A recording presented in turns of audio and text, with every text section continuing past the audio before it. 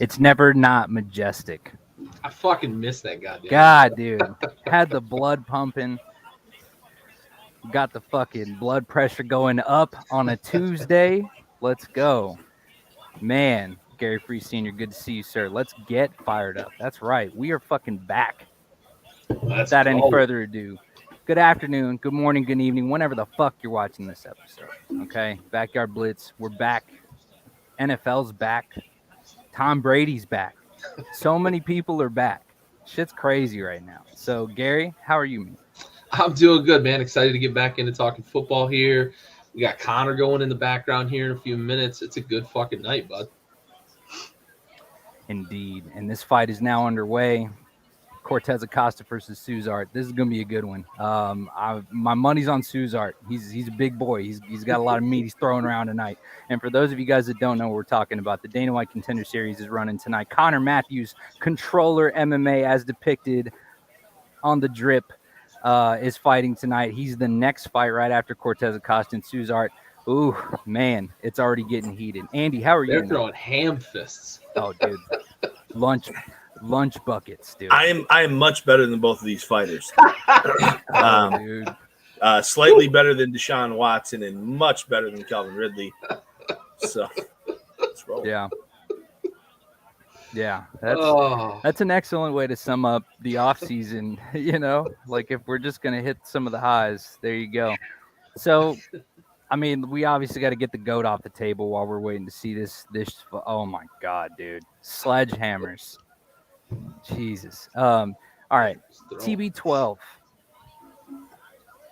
This is a really good one to talk about just because of not only his unretirement. I guess we can talk about that first, but most importantly, we got to talk about the Dolphins and everything that has just happened, because this is kind of like I don't know.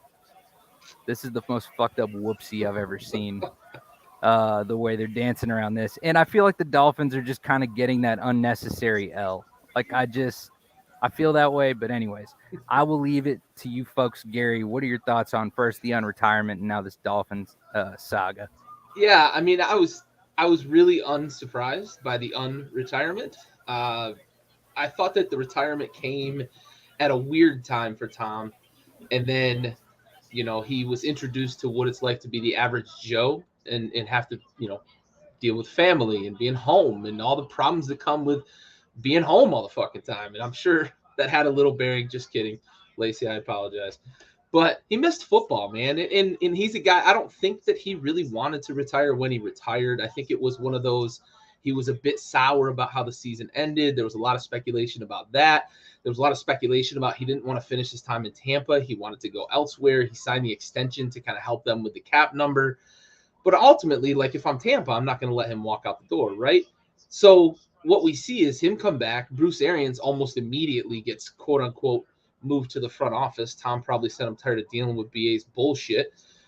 Todd Bowles moves in as the head coach. And I think everything is kind of copacetic. Tom has his say in what's going on. So I'm not surprised by the unretirement. What I am surprised, though, is how heavy-handed the NFL was with the Dolphins with this tampering thing, because we've seen some teams get slapped around a little bit for tampering in the past, but not to this level. $1.5 million, 2 picks, including a first rounder. This is a big, big statement by the NFL. And I look back at the Brian Flores lawsuit, and I can't help but speculate that maybe this is some of the stuff that he was talking about, and he framed it in a way in which he knew that the NFL would have to take note, right? That there was the racial undertones, etc. So this is a big statement by the NFL, though, that they're not going to deal with this bullshit from the owners. And Stephen Ross, obviously $1.5 million, a drop in the bucket for an NFL owner. Big finish there, by the way. Suzart, you called it there, Raul. But it's one of those things that this is the NFL saying, like, we're not going to just sit back and let these owners get away with this shit anymore. Flores might have gotten pissed because he heard they were talking to Sean Payton possibly and all that fun stuff. But I worry about Ryan Jensen going down, yesterday too with the knee injury, how that's going to affect Tom Brady. That's his center. He's a guy that signed back to the team. It's been a pretty rocky last couple of weeks for like the aura that is Tom Brady. When you look at some of the implications with the Dolphins and whether or not he's going to play this season with the Bucs and then move on. So I'm glad we've got the GOAT back, right? The NFL is better having these superstars in the game, and he's Tom Brady. I'm sure nobody else wants to hear that I'm glad Tom Brady's back, but I want to see the best players on the field at all times. And Tom had one of his most prolific seasons last year, so yeah, I agreed, and I'll probably touch on that a little later in the show when we get into another segment. But Andy, what are your thoughts on? I mean, are you even surprised that Brady came back? Number one, and number two, is this justified punishment for the Dolphins? I don't think. I was more surprised that Brady actually retired. So for him to come back, I was, a little bit of what Gary touched on. I don't know how I don't touch on something Gary just touched on the last 7 fucking minutes. But and the truth shall set more like 4. So yeah, no, you did, kid, make every point I could have possibly made, but I do think that it was rushed. I don't know that he wanted to retire. I think it was a little bit of I'm taking my ball and going home because of the way the season ended. There's mixed emotions, maybe wanting to spend more time with the family and then realizing I still want to play football, or these people are assholes. And so I wasn't surprised to see him come back. I was, the perfect scapegoat of him saying, I didn't get to release this news on my own. Now, fuck everyone. I'm back. As far as the Dolphins goes, this is like their annual blunder, isn't it? Like the handling of Flores last year and now this shit. Nobody's surprised. We all know what they were trying to do. They were trying to make that move. We talked about it last year. The Sean Payton and Tom Brady thing, bringing those guys over. I mean, listen, the NFL knew, everybody fucking knew. It was like the Dolphins they have somebody or some buddies on or in that franchise who are just loose with the lips, and unfortunately, you've got to pay the price. And I don't even think anybody feels bad for him.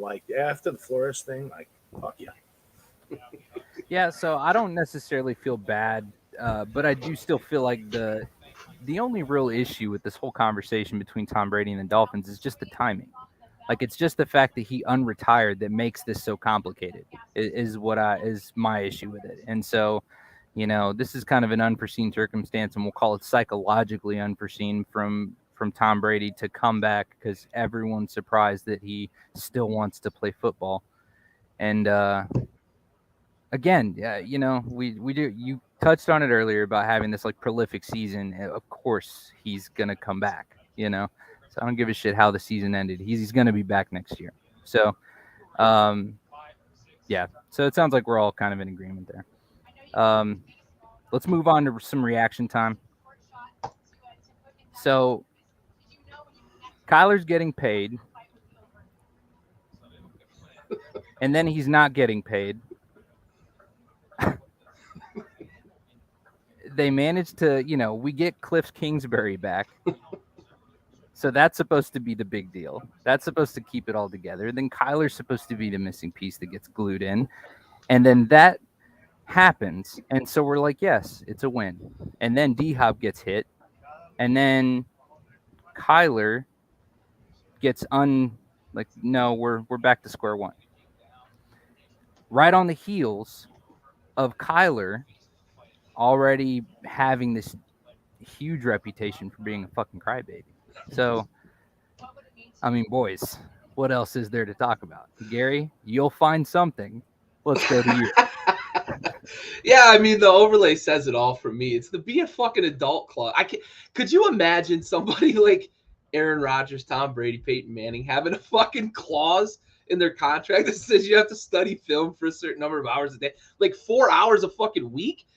That's breakfast for Brady and Rodgers and the greats. That's breakfast. Instead, you got Kyler Murray and his fucking FaZe clan playing Xbox, and it's so weird that you see every single season the correlation of when the Arizona Cardinals go in the tank is right after the new Call of Duty is released. So I get why the Cardinals are doing what they're doing, because they've got to somehow get this guy who has just monumental potential as a guy who can run a 4.3, who can throw the ball 70 yards in the air and can make everybody miss. He's like the greased up deaf guy from Family Guy when he's running around out there. But then when the games start to matter late in the season, he falls flat on his face. And we've talked about it the last 2 seasons. He's an MVP candidate for 8 weeks, and then the Arizona Cardinals are the number 1 seed halfway through the season. They fall apart. I just can't believe that this one. I can't believe it made it to the news. Right? I don't know what loose lips they've got in Arizona, but 2, I can't believe they walked it back. And then 3, what the fuck is Kyler Murray doing? Throwing the tantrum he threw in the media instead of just owning it and saying, listen, this is a bullshit clause that the team wanted. I already studied, many more than 4 hours a week. It's not a big deal. I'm here to win games. Let's move on. Instead, I want to hold both of them accountable, says though. It's disrespectful. Like, grow up, guy. I want to hold them both accountable, though. I feel like the Cardinals as an organization are showing their immaturity or inability to operate just as much as Kyler is as a professional quarterback in the National Football League. Flint, 100%. What are your thoughts? Sorry, I was a little caught up looking at the other screen. Fucking the boy, Oh, dude. Connor. Looks good. Let's get it, man. Let's get it. I didn't realize, though, 5 going off first-round topics, I didn't submissions. realize that Marshall was so young, 23. Yeah. which is cool. You're gonna get the 30-year-old ass whooping tonight. Oh, dude, you're gonna catch that fucking work, son. However, I'm gonna go a little off because I think we know everybody realizes that Kyler Murray, there is a problem there, right? I mean, Gary touched on it some. There's the fact that the clause even exists. That means there's a problem, bud. However, the fucking Arizona Cardinals, if you're gonna pay a guy $230 million with like what $160 million guaranteed money,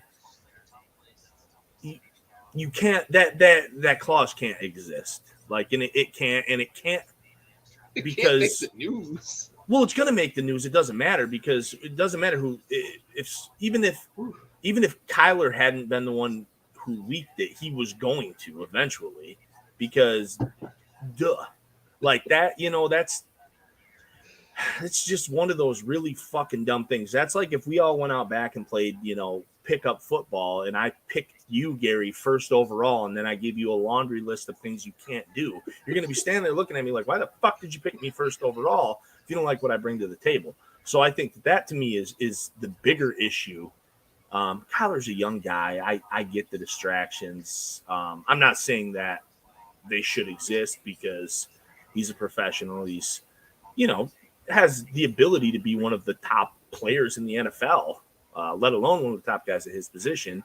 So, fucking nail it down, bud. But at the same time, just like a stupid mishandling, I feel like, by the Cardinals. Like, I expect the fucking Dolphins to do this at this point. So, sigh, Arizona. Sigh, Arizona is fucking right. I think another sigh as we go into this year is that this is going to be a Steelers era without Big Ben. And this is it's kind of a sigh as we go into the next phase of the NFL life, right? He's not a GOAT, but he's definitely a great. With that being said, I'm just going to go ahead and hand it off to Gary. Yeah, I mean, this is a big transition for the Steelers. You're talking about a guy who's been there 19 seasons.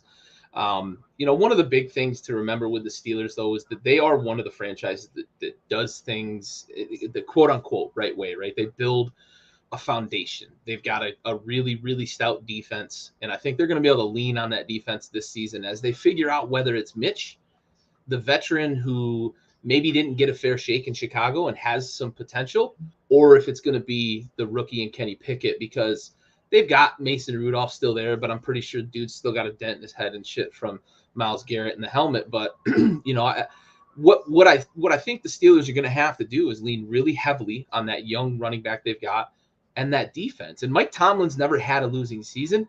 So I think that is going to get stressed this year because they're in a good division. We're going to talk about Deshaun Watson in a minute, but yeah, you got to think that the Browns adding him is going to change the way they play the last 11 games of the season. The Bengals went to the Super Bowl. The Ravens, if they hadn't been so injured last year, they were the 1 seed before they had all those people go down and Lamar get COVID and Lamar hurt his ankle and all that stuff. So that's a tough division. I think that Tomlin streak of winning seasons is going to get pressed because, as Raul said, not a GOAT, but he is and he has been kind of a Band-Aid for a lot of the issues with that offense over the last few years because they don't have playmakers on the outside. Deontay Johnson, I think they're going to pay him, but I just don't see him as a premier guy, and they don't have anybody else behind him. Smith-Schuster and all those guys are gone now. I think the Steelers are really going to struggle without Ben on the offensive side of the ball.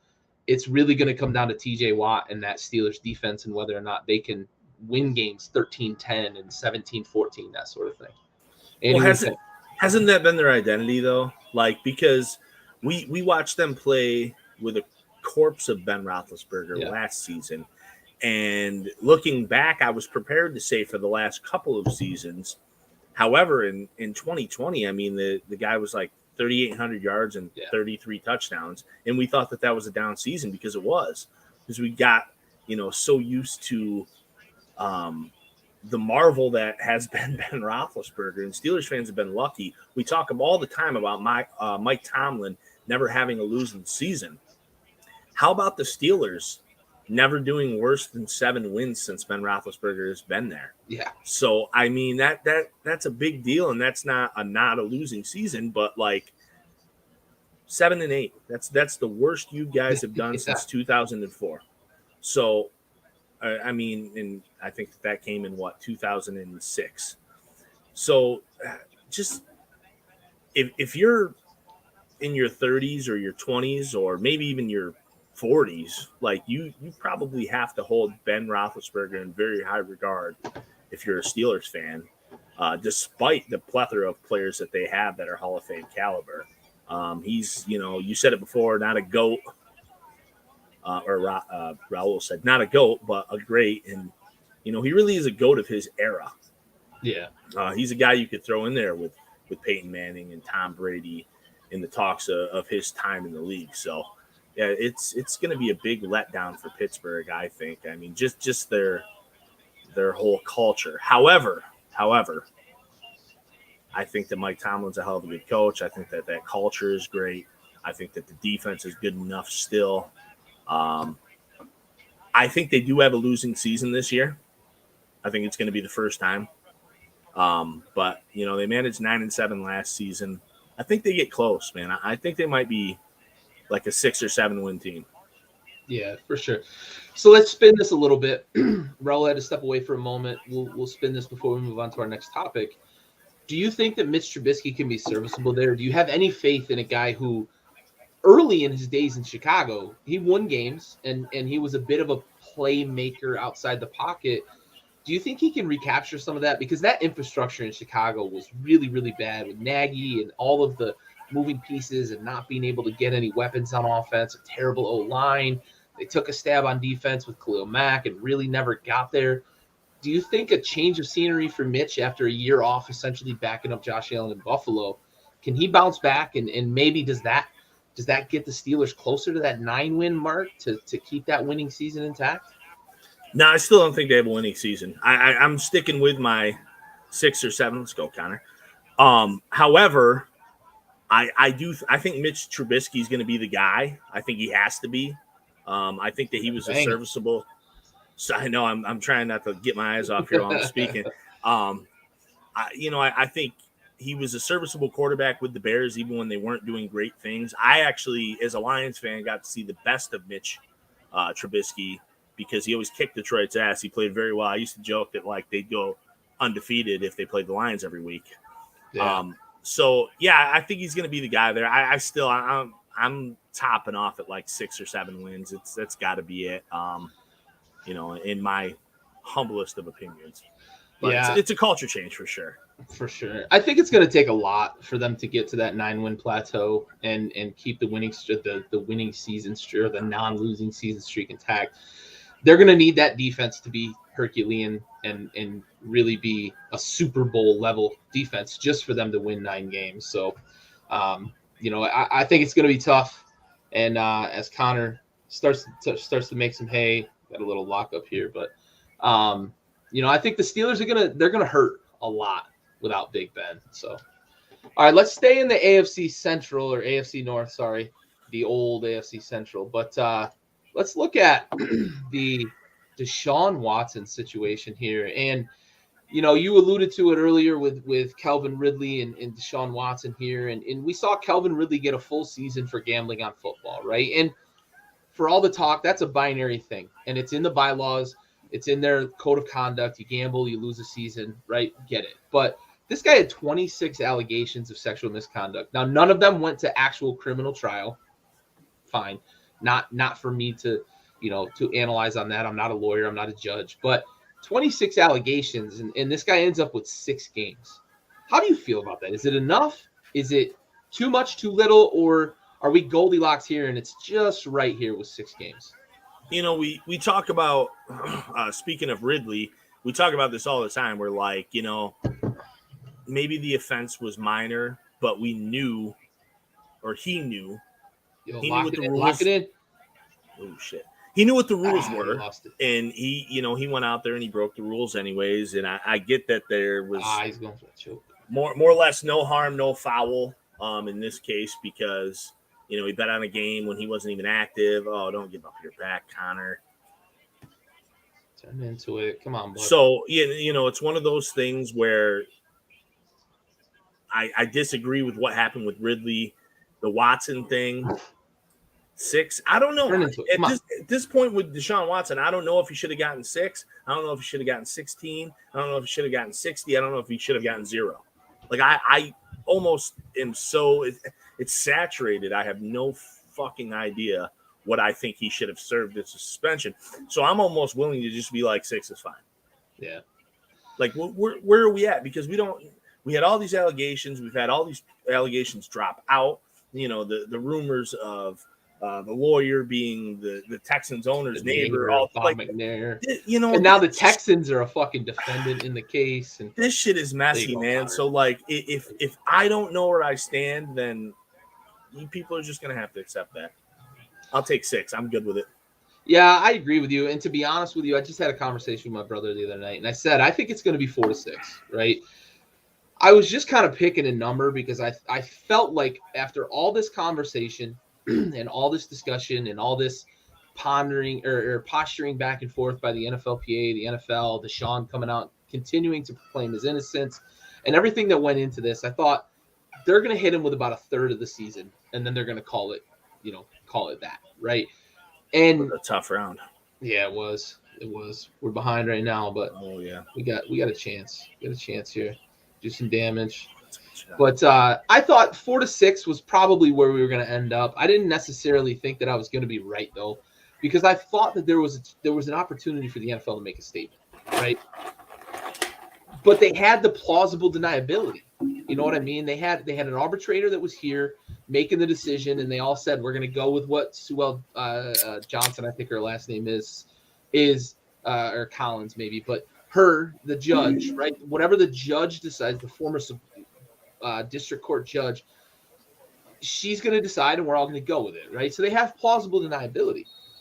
My question here is, now that everything has come out, the NFLPA said we urge the NFL to stick with the decision, and they have another 24 hours to appeal. What the fuck is Robert Kraft doing? What the fuck is he doing? Mr. fucking happy ending. If ever there was a time to just keep fucking quiet. Shut the fuck up. He didn't even have to shut the fuck up. He just had to not start to begin with. Right. Don't say shit, dude.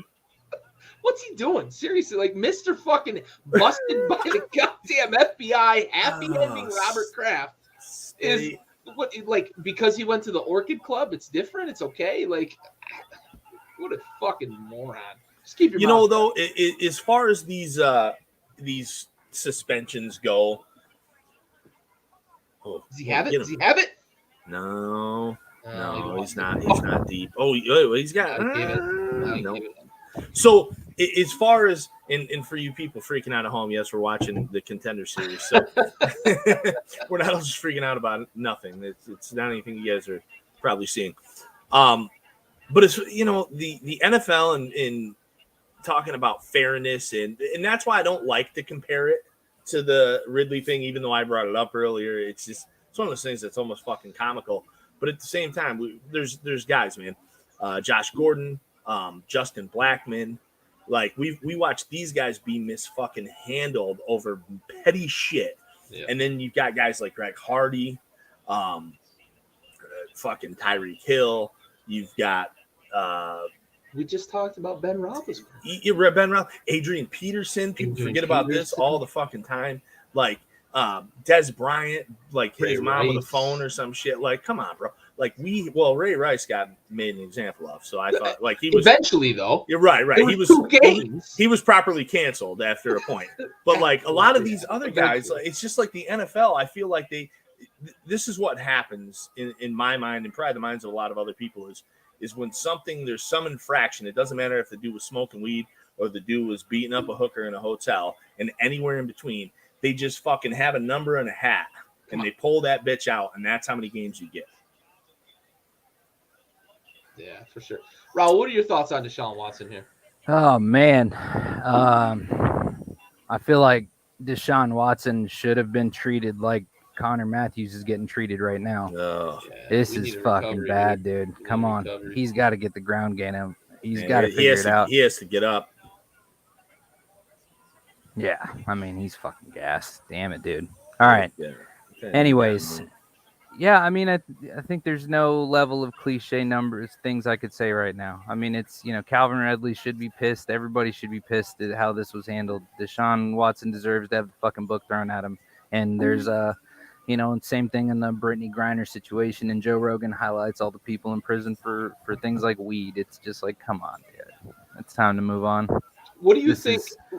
So, what do you think a good number would have been? Because Andy essentially said he's oversaturated in 6. He says it's just okay. That feels fine because it's been so much.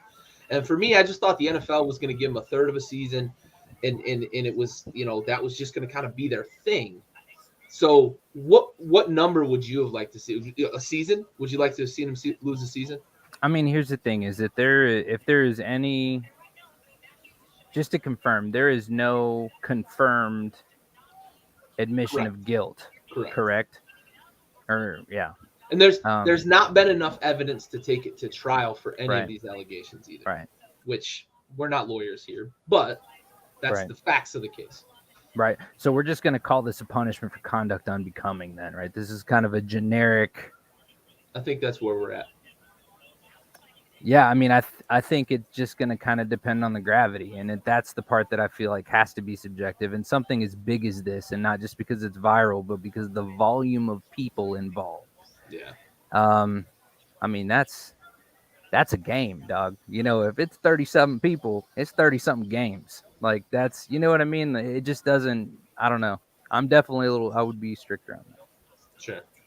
I think that what you're just struggling with there is similar to what I'm struggling with is where's the gauge? We don't have a gauge because there's so many other players and so many other instances that we've seen over the years that the crime and the punishment don't fucking match up. So how do we know when the crime and the punishment do match up? Like, where are we at? We're fucking lost at sea here. So yeah. That's why I said to Gary, like, when you were off, I was like, I don't know what he should have gotten. I'm so fucking lost in the shuffle here that I have no right answer. So when they said 6 games, I was like, fuck it, 6 games. Doesn't seem like too little, doesn't seem like too much. I really want to believe that this is a shtick and then round 3 is going to be a fucking disaster for this man. I really want to, I'm just, to the brand, hand to the brand. Damn it. Come on, dude. Need a finish. That's 2 rounds to Francis. I mean, Francis is looking fucking clean over there, too. Yeah, he's looking great. And the thing is Connor standing up started out better. Yeah. He did. But that one right there rang his fucking bell. Yeah, it's a tough one. That one, oof. He took a 3-piece and a biscuit, dude. Yeah, that was a tough round. He's needs a finish. Elbows. Needs a finish. Come on, Connor. Let's go. Yeah. Listen, anybody can get the finish. Let's do it. It's all good. All right. What do we got next on the agenda, bud? Jesus. Yeah, we're supposed to move on from that. I'll tell you what. We will let's get to the most important part. God, I was it's just so- going to say, that seems like a great time for salute. This is a horrible time to do this. And Connor, you were not the fallen that we're honoring here. Yeah.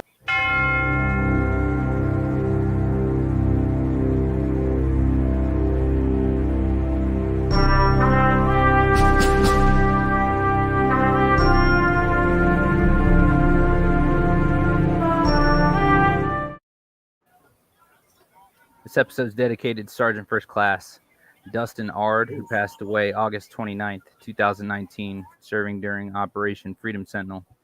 He was a Green Beret from 1st Special Forces Group, passed away from wounds sustained during combat operations in Kabul Province, Afghanistan on Thursday, August 29, 2019. He left behind a young daughter and pregnant wife. So, Sergeant First Class Dustin Ard, we have the watch.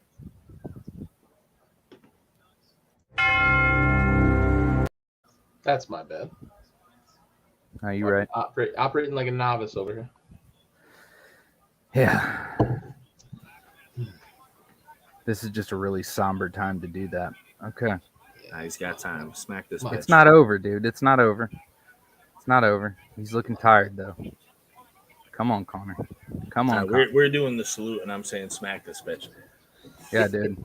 I'm just saying that, and that's his move when he wins. When he gets the finishes, he salutes. Come on, man. Give us a salute, man. You got 3.5 minutes. Let's get it. Anyways, let's ask an even more confusing question. Where's Jimmy G going?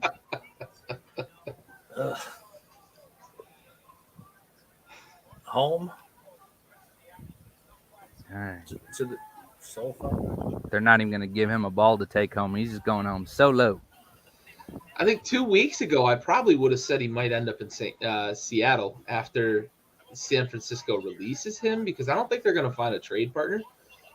6 months ago, I'd said Carolina, or 5 months ago, I'd have said Carolina. I just, at this point, I don't see a home for him, because I think talking Jimmy about G, no possible chemistry with the. Where does he go as a starter, right? Because Jimmy G is not a backup right now. A guy that played in the NFC Championship game last year, the Super Bowl recently, has won a ton of games in San Francisco. Where does he go that he's the backup and you don't create an instant quarterback controversy that you don't want, right? The answer is nowhere. So Andy, I mean, you're kind of a tongue-in-cheek response might be the right fucking one. It's so weird to say. Jimmy G might not play football this year. He may take a year off, come back. He may go to TV. Like, he's got a face for TV. I don't see a place where he goes this year, because I don't think Jimmy's going to sign a backup quarterback contract. I don't think a team's going to trade for him as a backup, and I just don't see a team that's ready for you got to throw, baby. You got to throw. I just don't see a place where Jimmy G can end up. Sticking to the ground, dude. Andy might be right that 2022 might be a Jimmy G-less season for the NFL. No, it wasn't even tongue in cheek either. Like, I half-heartedly, I'm almost serious there, because you know what you're just saying. You're going to create a QB controversy somewhere, because you're either going in against a vet of similar talent, or a young guy who a team is trying to groom or hasn't yet had the chance to, almost like where he was already. That team doesn't need a Super Bowl starter as the backup. So you start to think of some teams, right? To me, if I have to pick a team, gun to my head, it's Atlanta. Because I don't think they have either of those things I mentioned. I don't think that they have – do we care about Mariota? Do they care about Mariota? They just brought him in. It's not like he's a guy that's been on the roster for a couple of years that they're trying to put into a position.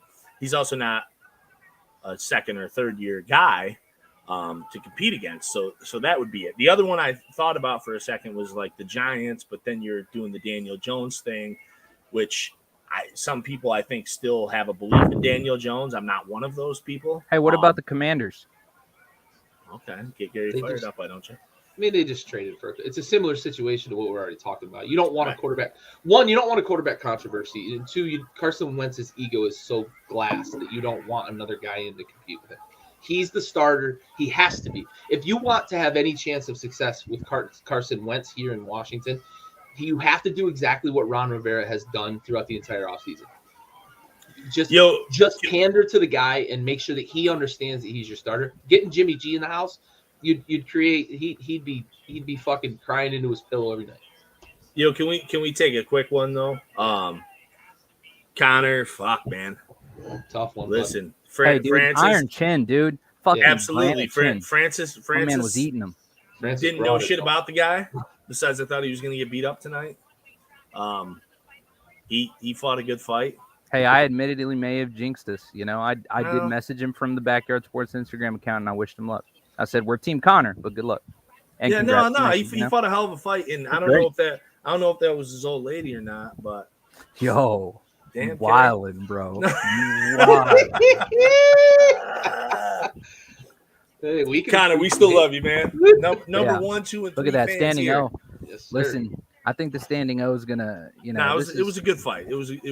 It's Connor's chin. Look at the sportsmanship. Love it, dude. Listen, there's something Humble to say when too. you go into the octagon or the ring and you beat the shit out of somebody, and it's another thing that's equally important when you go in the octagon and you get beat up a little bit. Yeah. I mean, I really do think that this needed to happen, man. He needed to understand the striking and the, you know, this dude's striking was superior today for sure. Yeah. Listen, I think if you look at Francis though, he knows, like he got a taste. It wasn't easy. I'm still gonna FaceTime him. I don't give a fuck. Yeah, that's still our guy. He's a real one. Doesn't matter. This shit, Connor. He's still gonna come back and he's still gonna do his thing. Look at this, humble in defeat, just sportsmanship. He threw down. He was a war. Dude, I cannot believe that chin. He should have been slept a couple of them. He took some big shots. That's what he's telling him right now too. He should have been knocked out. Yeah. And listen, and the other dude, the Francis dude, he's a submission expert. Yeah. So like, right, he had opportunities, 4 or 5 good opportunities. And he had his back early, and he didn't get them. You weren't gonna get Connor in the submission. I thought in the first round going to come down to striking. He was close. I knew it from dude. I knew it from jump. It was always going to come down to striking. Well, we know you said that, you have but to wear Connor down. It's the only way. There was a point where I was like, shit, he's in trouble. He gave up his back. He rolled, but no. All right. So Raul, you got anywhere that Jimmy's going to end up? No, man. Honestly, you got a dark horse. You know what I'd like to see for him? I'd like to see him get under a Matt Ryan, or under, just under a good quarterback. So like a rent-a-year quarterback type deal, where like not much gas left in the tank. Here's the proposition. We talked something about where he can blend in. And he might end up in Miami next year after his contract's done in Tampa. Does Jimmy go to Tampa, back up TB for 1 year, and then take over as the starter down there? No. No? No, because they learned the lesson. No. Okay. Those are monstrous shoes to fill, and there's no level of You need years of transitioning that, and then Tom Brady's offense gets completely disassembled to match what Jimmy G would need. Like, he's just a different quarterback. Bill once thought Jimmy G was the next guy. Right. Did he ever actually think that, though? Until Tom told him he better get him out of the fucking building. Was that? I think his ego was just like any QB that comes up in my system. Jacoby Brissett. I mean, like, he probably thought Brian Hoyer was going to be the next guy. Bill in that system had a knack of making mediocre guys look good. Yeah. You know, they did it. They could disguise guys. And I think, a lot can be said about how this San Fran team disguised Jimmy, because I've talked to a couple people who are like, well, he did this and that. And I'm like, you fucking, that's Stockholm syndrome for some of you Niners fans to think that like anything he did was good there. Like, he was being supported by defensive play and a running game, much like Mark Sanchez was in New York. It's just a plug-in guy.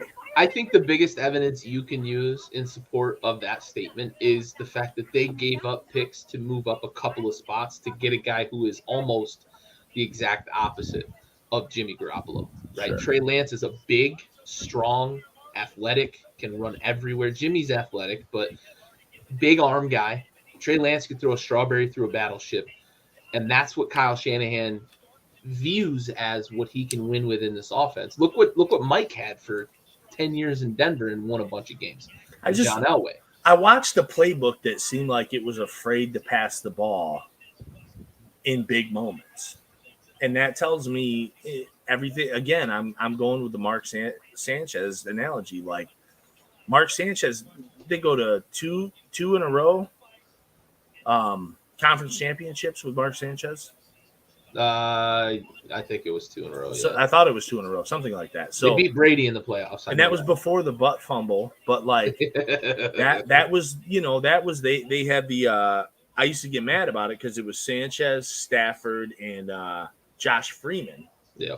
And people were like, well, I think Stafford's the third best quarterback out of that draft. And like, Josh Freeman lasted a year and a half. He had a good year and a half, and Sanchez had a good couple of years where he was just being padded by his defense and that running game. They had the, Curtis Martin. And yeah, it's just, I think Jimmy's the same. Plus, he's a pretty motherfucker like Mark, too.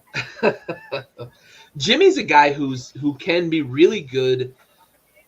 He can look really good when things are going right with an offense, when everything's on schedule, when it's 3rd and 3 and not 3rd and 8, when they're running the ball well, when they're able to move the sticks, when they're able to dink and dunk underneath the defense. But yeah, I think, Andy, you're absolutely right. Like when you ask him to pass for 220 and 2 touchdowns. Right, 220 and 2 tuds.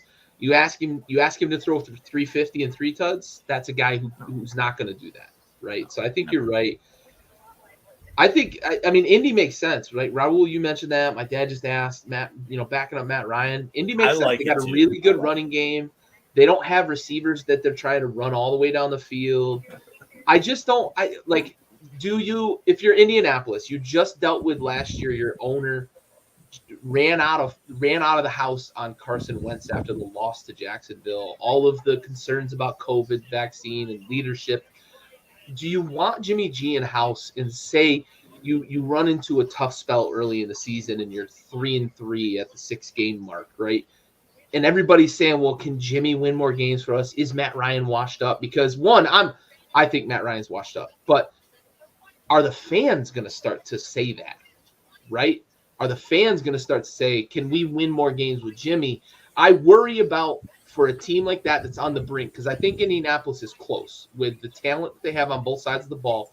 They're close to being a team that could say we should have Super Bowl aspirations. Do you want the possibility of a quarterback controversy in house? That's what I worry about with Jimmy, and that's why I say, Andy, your half tongue in cheek, half serious comment might be fucking right. I don't think Matt Ryan's washed up yet. I mean, we could debate that if you want. I mean, let's just see what this offensive line gives him. Right. I think in Atlanta, I think 2 things in Atlanta that happened was, A, he had Julio Jones for a long time, and that was and then he had Jones and Ridley. Julio Jones was pretty fucking awesome. And then when he didn't have Julio Jones, or he had half of Julio Jones, mixed with the fact that he got into his mid-30s and the offensive line sucked and the defense gave them nothing. So I think that again, maybe you're not wrong. Maybe he is washed. I think Matt Ryan right now is better than Carson Wentz last year. That's fair. I mean, that's fair. I can't argue that. Like I could say that I think that Carson can make plays that Matt can't, but Matt protects the ball. I don't disagree with that.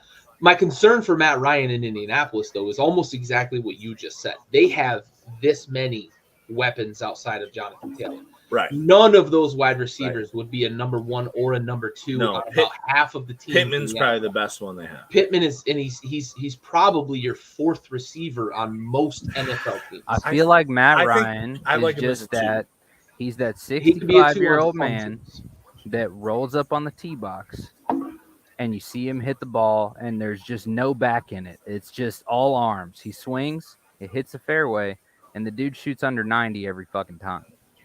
How old is Matt Ryan? 37? But that's the thing, is if you give him – I mean, but but these are city miles, son. Well, they are. So let's just be honest about that. With that being said, this is a guy who's still shell-shocked by 28-3. Yeah, it's tough. And If you still protect him, though, that's the kind of ball you're going to expect out of him. It's going to They've be got good, the best consistent offensive ball. line in football. I mean, the thing for me with Matt Okay. Ryan is I think absolutely a right. lot of people look at Matt Ryan. It's so and good. Even Tony Romo could they- be good in it. I mean, come on. People look at Matt Ryan like the Same year thing, he right? threw 38 touchdowns and 7 picks, and that's the Matt Ryan they talk about. Like Right. that's the. It's Matty Ice. But he only threw 30 plus touchdowns 3 times in his career. Three times. So like that 38. Did one of those times he go to the Super Bowl? Yes. Sure. Okay. What I'm saying is I just Hey, think that the allure of Matt Ryan, when you're thinking in terms of like 38 touchdowns, is probably more properly said to say 27 touchdowns. We'll get into that And because we've ended more on a Matt Ryan conversation, and this was a Jimmy G conversation. However, last point, I think, Andy. Of course, the value of Matt Ryan is that he's a steadying force in that locker room, which Carson Wentz was not last year. Correct. Well, sure, Carson Wentz a goofball, right? And I just feel like for Jimmy G, it shouldn't matter. Like that's regardless of whether or not it's going to stir up controversy. I don't think the Colts are thinking that would be a. I like it, Raul. I do. Yeah, okay. we just. I didn't even think about. I didn't even. There could be drama in the locker room, but honestly, who gives a fuck? Nah, Matt Ryan ain't starting drama. No, fans. Sorry, fans. Oh, fan the drama. fans. Yeah, I think you worry. Yeah, that's Matt Ryan would probably do Jimmy G's taxes for him. Yeah. Probably. So Niners probably not qualifying as the winners of the offseason. So who do we think really won the offseason? Andy, you want to go first? Then? Yeah, I'll go first. Thanks, I appreciate that, Gary. That was surprising. That's because he's going to take the rest of your time. So to me, this one's pretty easy. Like, as much time as it took me looking through and being like, who do I think? Who do I think? Who do I think? The answer was always there. You need to pass behind me. Just go ahead and do it. Jesus, you live here. Right. So it's the Denver Broncos. They, let's ride. Yeah, not only do they now have the NFL's wealthiest owner. No, I'm just kidding. That doesn't matter. Yeah, we were going to get there. Talk about that. We're going to get there. Yeah. Just you wait. So just a moment. I think it's. Oh, I missed that. He said, "How about the drama in Cleveland?" Yeah. Oh yeah. We're going to talk about that. Just you wait and see. So the Denver Broncos, to me, they really only made one big move, but that big move was monumentous. I mean, we're talking, a guy who a lot of people probably still have as a top 5 or 7 quarterback in the NFL, top 10 worst case scenario. I agree that some people have that. Yeah, whether or not that's accurate. No, So, well, let me ask you, where do you think he is? Top 10? See you, Gary. Top 10 for sure. Top 10. But I wouldn't. Not top 7. 10 is safe. You could debate 5 to 7. I gotta hear the 3 that you're ahead. I think top 7 for me. Anyways, moving on. Yeah. So they grab a top tier quarterback. Yes. Top third of the fucking league.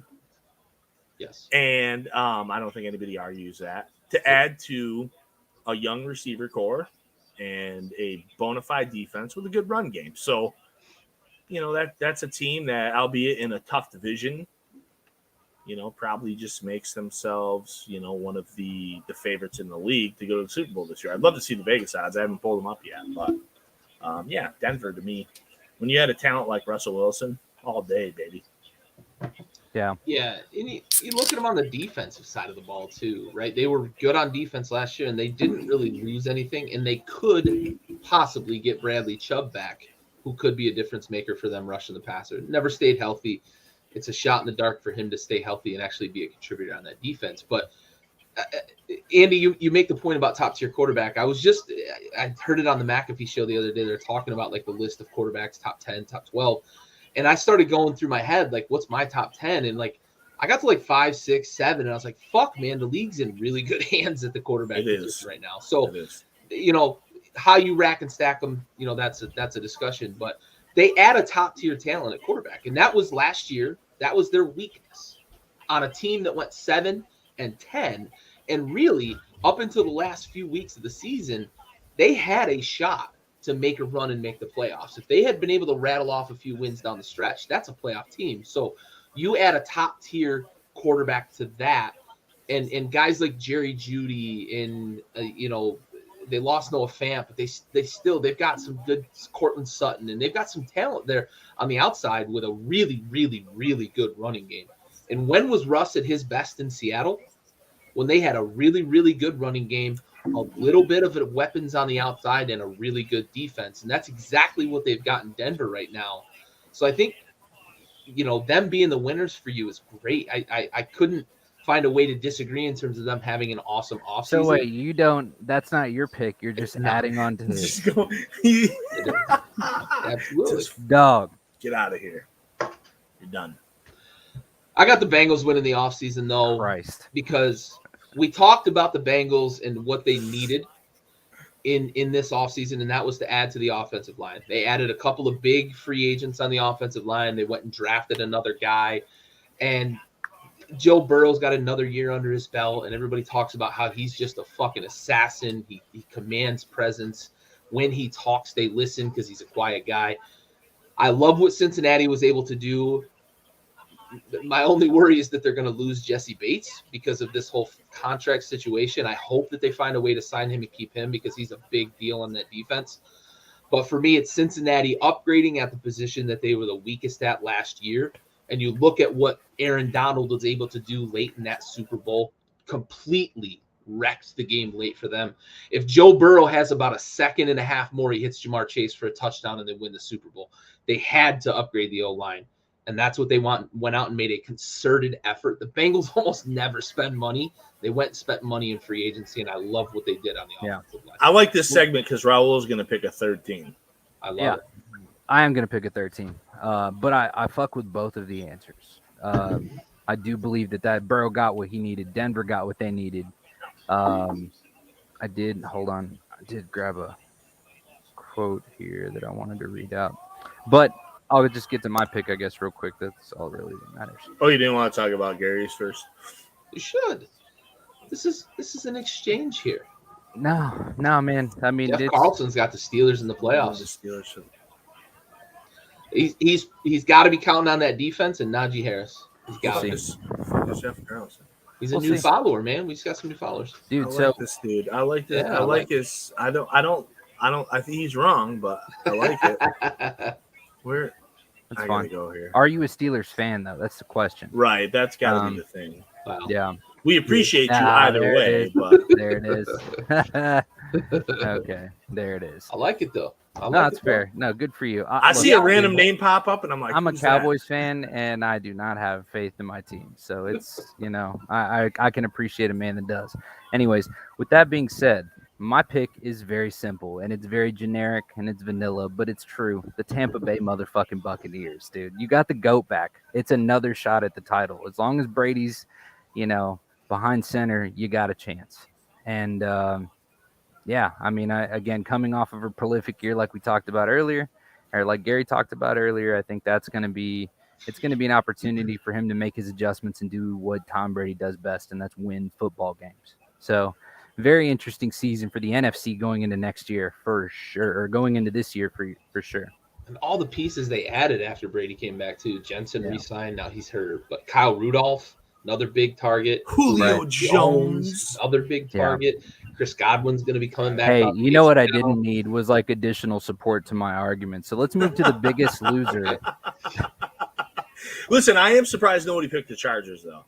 I thought the Khalil Mack thing was they have a solid case too. The Jets had a solid case. There's so many people after it, dude. Honestly, you could make an argument for the Packers, even though they didn't add a receiving threat. Like, not creating a scenario where Rodgers has to come back and make up points is going to be sufficient enough for Rodgers to get a W. I'm just saying. Did you see the shit where he so like when Devontae Adams said like going from one Hall of Fame quarterback to another? And then he was like going to another, and then Rodgers said going from one Hall of Fame receiver to another. Talk about Alan fucking Lazard, baby. Classic trolling. Better pick him up in fantasy. And then he comes up in the Conair, wife beater and jeans, the long hair slick back. Come on, dude. Tell me he didn't do the character better than Nick Cage. Bro, can't do it because it's cat. All he had to have was the teddy bear. That's all I needed was the teddy bear, dude. Anyway, so Gary, I've been beating up on you. I apologize. I always appreciate your input. You're good. With that being said, I don't want to hurt your feelings. It's all fun. Who's the biggest loser aside from the Browns? I mean, we have to talk a little about the Browns, right? Because Jeff for queued sure. us up for sure. I mean, I think in the grand scheme, the NFL in general is kind of the loser in the Cleveland situation because you've got a guy who Houston sat out last year because of everything that was going on. Then Cleveland goes and signs him to a crazy deal, makes his first year salary $1 million in case he gets suspended. Like what kind of nonsense is going on up there in Ohio? And then this suspension comes out in 6 games, and like Cleveland is a fucking disaster. And then they go trade the number 1 overall pick for a 5th round pick to Carolina. Oh, by the way, that number 1 overall pick is the only quarterback in your fucking franchise's history to win a playoff game since Bernie goddamn Kosar, for fuck's sake. Like, what the fuck is going on in Cleveland? I just don't understand it. They had the worst offseason of any team that I can remember, probably in my lifetime. The only competing one is when Washington went and signed Albert Hainsworth. That's what it's compared to. This fucking offseason, complete and utter disaster. I feel for the city of Cleveland. I feel for the fans of the Cleveland Browns because that whole franchise is a fucking liquid trash fire. Yeah, the city smells like shit anyways. The river fucking burns in Cleveland too. Yeah, it's almost as bad as the fucking Ohio and Cincinnati. Shit smells like a fucking dump. Andy, who's your biggest loser? Bro, I guess we didn't even get to your biggest loser. I thought we were going to talk Browns. I was just passing the baton. All right, there we go. Andy, you want to shit on the Browns too? Yeah, go ahead and shit on the Browns. Give the Browns some Browns. Like, I have nothing to you. The colon is empty. Colin Broom that shit. They came into this offseason and like I despise the Browns fans sometimes because they think they're fucking like if they win 10 games, they never fucking lost for 37 seasons in a row. Like they're those types of fans.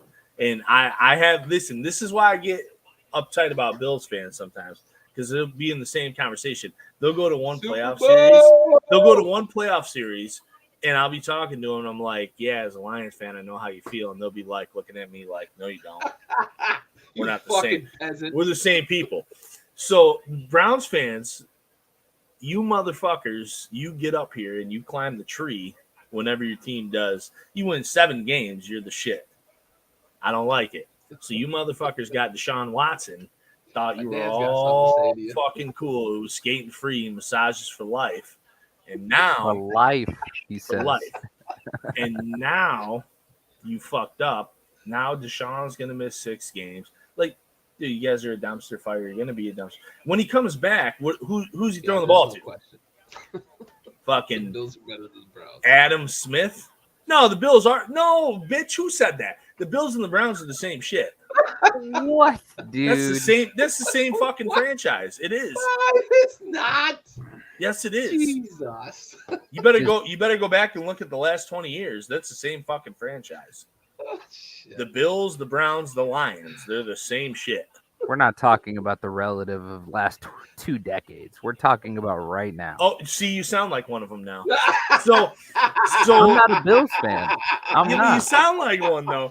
So they a couple good seasons, and these. And you're starting to sound like a reverse Cowboys fan. No, that's not a thing. You're hanging on to 20 years ago. Nobody's year. You're hanging on to 20 years ago. Listen, in the Bills are going to get more of a pass now. They're building that pass. But I'm saying the last couple of years, it's been a thing. We're like, oh, we made the fucking playoffs once. We made the playoffs twice. Now we're like, ugh. Like, you get pumped the fucking brakes, guys. Be humble. But, yeah, the Browns, fuck you. I don't know. When Deshaun comes back, he has nobody to throw the ball to. Yeah. I don't know what he's going to do. Amari Cooper? Yeah, he wants to already go home. Yeah. And that's back to fucking Texas. but he can't because his fucking neighbor's a snitch. So Yeah. So I guess my losers, since Gary didn't do his, I'll just have to go ahead and pick mine. I thought we were all just going to shit on the Browns. Well, and then give our losers. And man, I'm just did. following the agenda. I think my losers have to be, because there's so many teams on an even keel here, in my opinion. I'm Ron Burgundy, Doug. I just read the teleprompter. I'm Ron Burgundy. I gotta go with the Falcons. I think that even if I did agree with Gary, which I think I established earlier that I didn't fully agree with Matt Ryan being washed, I think losing, arguably their best offensive player ever, and rolling into this new era with Marcus Mariota, and they got the young guy in Pitts. They've got Ridley fucking suspended for betting on games when he was inactive. Like, they still have no defense. They have no protection on the line. Like, just a fucking... Jeff, and not all of it happened in the all season, but just a shit show, dude. Don't let Andy bring you down, Jeff. What is he saying? This started shit, dude. He said the Steelers have a chance for a playoff spot. Don't bring him down. Yeah, no, they might. I don't... Listen, I don't think they do, but... Right. Right, but he was speaking confidently, and he's now gone to they have a chance. Like, no, I'm saying don't concede to Andy. Don't let him bring you down. Listen, hold your own. Jeff. Listen, if there's any team we got your without back. talent. Yes. This is a judgment-free zone. If there's any team in the NFL who does, there's two teams in the NFL who cannot have talent and make the playoffs, and in my opinion, that's the Steelers and the Packers. Like, you put no talent on those rosters, they might make the playoffs. Yeah, as long as Mike Tomlin is there, I believe that. Sure, absolutely. In Green Bay, it doesn't matter who the coach is. Just have some random dude. Yeah, let Aaron go out there with fucking 7 skeletons. Well, almost anybody, but I'm a Lions fan, buddy, and I'm here to tell you. It's rough up north. Yeah. Then we ain't much better than the Yeah, you stand corrected, Jeff. Okay, so biggest loser of the offseason for me has got to be Arizona, honestly. Like, I just feel like they were the ones that were kind of following this great trajectory where it looked like things had really kind of turned around. This Big 12 connection there between Kyler and Cliff were going to be working out. The D-Hop connects. Everything was gelling, and then it wasn't. And then they all kind of showed their ass towards the end of the season. So I do feel like going into the offseason now, especially with how this Kyler thing has come to be and then not to be, this Shakespearean bullshit I'm just not with it. Not with it. That's great. I like that. That's a risky one though. So I like that they have a chance to be good, but right. Would they start off last season? 8-1, 7-1. Yeah, they were deep. Yeah. They lost to the Lions too. Yeah, they did. Actually, it might have been 8-0 or 7-0. I think they were the last undefeated. Something ridiculous, yeah. Yeah, he gets it. Jeff gets it. He's from Ohio, and he says, "Fuck that place." Yeah, sorry, dude. I get it, dude. Absolutely. So both of your choices I considered been to big loser, but I went a different direction, and I went with the Giants because their offseason started about as bad as you want it to start when you're trying to find a new coach.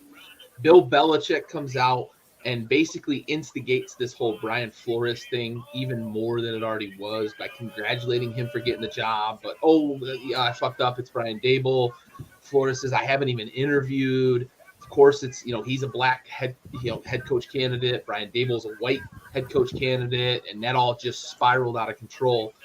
And then they made the decision, we're sticking with Daniel Jones. Like, Bill Belichick's the man, dude. Yeah, dude, it's fucking ridiculous. He's just so old. He's just like, listen, sometimes you talk to him and you think he's fucking senile, like he has no idea what's going on. He knows. And then he designs a 3-4. Oh, he totally knows. Yeah, like he's fucking his grandpa who sits in the recliner and acts like he doesn't have a fucking care in the world. I feel like a part of him is legitimately just like fuck the system, and then a part of him is literally just like, what year is it?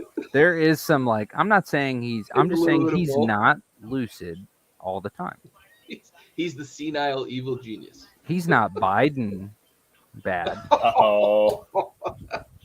Look, blue or red, we can all agree that it's a tough go, you know? Yeah, Anyway, no, he doesn't know where he is. it's a tough go. Yeah. He doesn't. Forgot, He doesn't. literally forgot how to ride a bike. Like That's the listen, easiest thing in the world that everyone compares easy shit to. Oh, I forgot how to stop I once thought I forgot how to ride a bike, and then I got on it, and I didn't. It was like I riding a didn't bike. actually. It turns out I didn't Oh, actually forget. Yeah, that sounds about right. So I'm trying Yeah, to, no, like, it's pretty simple. trying to get some nighttime adjustments up here. Oh, for the yeah, porch. you got My Gary. You got Gary Free Senior. Got him Fired spun up. up. Oh There man, we go. that's We're hilarious. soon, dude. We're gonna be talking about like fucking vaccines and shit. Oh no, absolutely not. Smeller. Oh, Smeller Joe. Smeller. But There we go. look, I look at the Giants and they didn't make any effort. Smeller Joe, dude. This fucking oh shit, dude. Smeller slow. Oh, It's then- too much. And look, the Giants are staying pat with Daniel Jones at quarterback, and that's not been a recipe for success. A guy that it's gonna trips work. over It's gonna blades of work. grass. It's Oh, gonna clearly trips over blades of grass on wide open touchdown runs. The Giants, to me, with the whole controversy over the head coach candidacy that started the offseason bad, they didn't make any sort of update or upgrade at the quarterback position. The Giants, to me, I see them winning 2, maybe 3 games this season. Dude, Daniel Jones has a fucking plethora of like ability and athleticism and no fucking skill. No football ability. There's no skill. Like that guy is zero. Like, dude, I gotta make a fucking mock Daniel Jones on Madden. Like he's just fucking zero touch, zero fucking passing it. Like he has no ability. Right. His ability. And that's is the guy shit. they're sticking with. Dude, he's just like, but he might run the ball for He's just 55 one of the yards. whitest quarterbacks that's ever existed. And the whitest fucking name. Yeah. Yeah. You know how many Danny Joneses I've known? Fuck, man. Like Too 12. Like 12 of them. Like, I knew 2 at the same time. They weren't even related. Okay, We're off the rails. we've talked. Get us biggest back. news of the Get us back offseason. on the rails, It's Raul. only been an hour. We're not All right, getting off we the still rails. gotta talk about the biggest draft takeaway. So, sorry, I'm trying to make sure that my AirPod stays in. I shot a text over to Connor just in case. Just in case. Yeah, You're but fucking with Connor. I told him, I texted him, I said, Connor, you're a motherfucking savage, and we're proud as fuck of you, and that was it. You know, Fuck yeah. so just letting him know. I feel like this guy has What watched about the him? show before. I feel like he has watched the show before. Hey, what about hey Jeff? What do you think about Kirk Cousins, dude? Stove, I miss you, buddy. God, Stove. Shout out Stove. How about the GM? How about the GM signing Kirk to a $40 million contract extension and then coming out and saying, "We know we don't have Pat, we don't have Tom, we don't have a very good quarterback. You just signed her to a $40 million extension." Probably not the thing you should say as an NFL GM. Kids, they say the darndest things. I mean, He's a fucking he's a numbers nerd, analytics All right. guy. so then let's talk about the biggest draft takeaways then. What do you think from the draft? What are you thinking about? Let's just highlight a particular team, or if you have a few you want to go over. I've got a handful, but I've got one primary that I'm going to discuss. Andy? Yeah, no, I want to talk about the Giants. It's Oh, Gary didn't fucking kill him enough already. Like, yes, dude. okay, We need so this. Giants fans, you deserve this. All of it. so there was Oh. a time where Kayvon was my preferred pick as a Lions fan. There was a time. I think he was probably most people's preferred pick if they landed the number 1 spot. That went away. Like halfway to the draft. Like we started seeing various things that were just holes in his game. And Kenny picked it. I like that one too. We'll talk about that one too. But we started seeing things about, about Thibodeau that were just not alluring, and he fell behind, like Hutchinson at the position. And then everybody's like, oh, no big deal. He's falling behind one guy at the same position. But then, like, dude went from being, like, number one. I think when the Giants picked him, he was actually more like 8 or 9 on the board. They picked him 5. They had 5 and 7. Yeah, they had 5 and 7. I'm looking at it now. And then they fucking pick Evan Neal, who I have no problem with. But, like, what are we doing here, bud? Yeah. We kind of so what I think the Giants did with that first pick is they looked at Thibodeau like as he's still a top 2 pick. He slid to us at 5. We're getting a steal at 5. So now we got to take Neal 3 or 4 spots ahead. And are you saying Thibodeau? Yes. Okay. Is that not how I say that? Thibodeau. Thibodeau. I think it's Cajun. I'm guessing. Well, it probably is, and I don't speak French. Cajun, French. I don't speak frog. So I'm gonna give you a minute. Well played. So I think what the Giants did is Like, see homeboys naked. They had. Oh God. So I think what the Giants just did was they had this thing where they were like, this guy used to be measured here. We're gonna take him. It's a steal. And they just it just domino effects down the line. It snowballs, right? And they end up with this really ugly fucking draft to go with their already very fucking ugly roster. And it's the Giants, man. I don't know. They pop up like every 15 years like herpes, and they're good. And then it's like, nah, we're still the Giants. Like, no, everybody chill out. We're trash. Yeah. Gary. They just pop up like a cold sore, like, remember us? Yeah, they're just a flare up. And they contend, and then fuck them. Gotcha. Gary, what are your thoughts? I had 2 big ones, so I'm going to combine them. And I'm going to say teams that are in rebuild mode, 2 teams especially, the Lions, Andy, and the Jets, did really, really well in this draft and had foundational drafts, I believe. The Lions and the Jets both got a pass rusher at bookends of the draft, right? Lions took Hutchinson early. Jets took Jermaine Johnson late. Both got a wide receiver that can change things for their franchise. Now, the Lions they don't have a young quarterback that they're building around, but the assumption is they're going to draft a quarterback probably in the next year or 2 that's going to replace Goff. No, they got Goff. He's fine. Well, then I digress. But I think that those 2 teams that have been perennial, just kind of basement teams, had really good foundational drafts 2 years in a row. I love the Sewell pick last year for the Lions. Plug him in, forget about him for fucking Baker's dozen years as your left tackle. And the Jets are building. So I like what the draft has been for those 2 teams.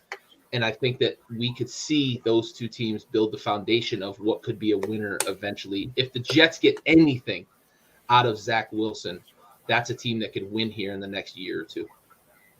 Oh, they're going to get MILF Hunters videos. Fucking POV, babe. Yeah, we're riding in the van. Dude, fucking.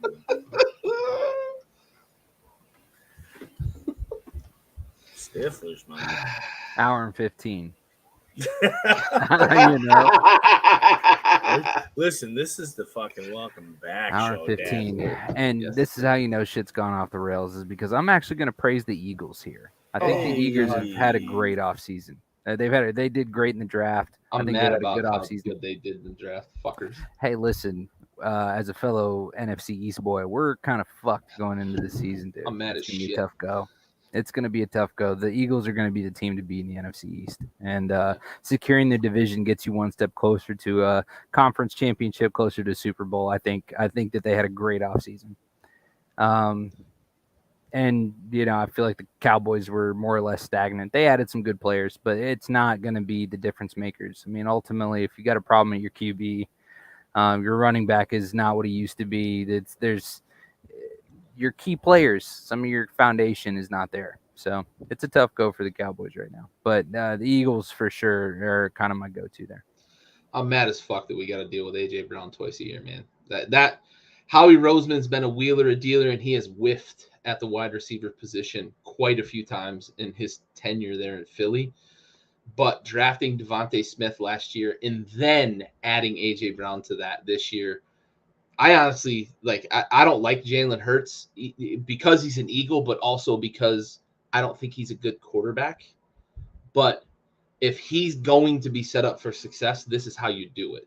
You get the Heisman Trophy winner at wide receiver out of last year's draft, and then you add one of the 10 best. I'm being safe here. You probably could make an argument for higher, but one of the 10 best wide receivers in all of football in AJ Brown via trade. And Jeff, shout out, really Jeff, appreciate dude. you coming out here, man. We conversation, man. Support.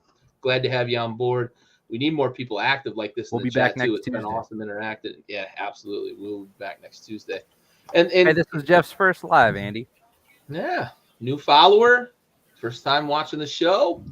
Appreciate you, pal. But yeah, I fucking hate that we're gonna have to deal with what the Eagles are bringing to the table for sure. Yeah. All right, so quick roundtable for any final thoughts. Anything we need to be looking forward to, I guess, and then we'll dive into the Hall of Fame perspective. Anything take away what we've talked about already tonight? I feel like we've covered a lot. I mean, hour and 17 was good content. We covered a lot of ground. How do you feel about your teams here? Flint, I mean, Detroit had a good offseason like Gary talked about. What are your thoughts? I mean, are you hopeful going into the season? What's up? No, I really like the offseason. I liked last year. Every Tuesday. I like the coaching staff. I like a lot of things the Lions have done over the course of the last year and a half. For the first time ever. However, there's been some I've seen some places that were like the Lions are going to make the playoffs. They're not going to make the playoffs. They're I called them a 3-win team last year. Which I thought was fair. And I think they're a 6-win team this year. Six seems. I've looked at the schedule. I think they can win 8. I think that's probably where I'm at. I think 8's the wins. cap. I think 8's the cap. I have them at 6. I think that they still have Jared Goff as the big issue. Jared Goff's not a good quarterback. Jared Goff, listen, I'm going to throw him into the Jimmy G, Mark Sanchez thing from earlier. Very good run game, very good defense, very good offensive line. If you have those things, I could probably play quarterback. So, just kidding. But they've done some things. I like the draft this year. I like the build. However, with the NFL, it's not the NBA. You can't build for 6 years. You have to build for a few years and be able to put the package out on the field and win a Super Bowl. You got to get a rookie quarterback on their rookie contract. You do. You have to get a quarterback who can consolidate things. You just carry, right? Rodgers, Mahomes. There's only a few of them. I mean, NBA teams can go around recycling players for years and years and years because they only have to have a 14-man roster. The NFL, there's so many fucking roster spots. We see teams get rid of good players every year. Yep. Not because they want to, because they have to. I think 6 wins is where I'm at. If they win 8, I'm not surprised. I meant to actually, and I apologize, Andy, for you actually went out of order. I was trying to go in the order of training camp attendee, fan base, least to greatest. So Gary, you actually should have went. I should have gone. I should have gone before every other. There was 3.5 people there. Yeah. It was a tough sight. I mean, they were just. I heard they were even offering free Uber, and it just wasn't happening. Free Deshaun Watsons. Yeah. Supposedly, according to John Keim, attendance, or not John Keim, JP Finley, local reporter, attendance was better the last couple of days. But if you've got to clarify that attendance was better over the last couple, it's not good. It's not a good look. And honestly, whenever I first saw that, I was like, this is just clickbait. This is somebody right as they're setting up. There's some early birds, or whatever. No, they moved camp, right? Not to make a bunch of excuses, but they moved camp this year, and it's way out in Northern Virginia. And I know a lot of people don't like to come out this way. I live close to where camp is, but I didn't even go to camp, so that's not an excuse. And then on top of that, we're really only seeing Redskins stuff over there. Corbett, we've already talked about the Eagles. Listen, I ain't doing it, bud. You missed it. You're gonna have to rewind and catch the part where I did actually give praise to the Eagles for having a. We don't do it often around here. Yeah, exactly. Nothing about the city of Philly gets praised very often on this show, unless we're praising their ability to destroy their city after a Super Bowl. Ice balls for Santa Claus. Shit on fire. Dude, I'm telling you, flipping cop cars, son. Fuck old ladies. Fuck the system. I'm telling you. Jesus, you know what it is, dude? It's toxic masculinity, and it's the patriarchy. It's the patriarchy. Anyways. Oh, Jesus. Those motherfuckers wake up in the morning and choose violence. I don't even know why, dude, because they can't fight. James, we've seen the videos.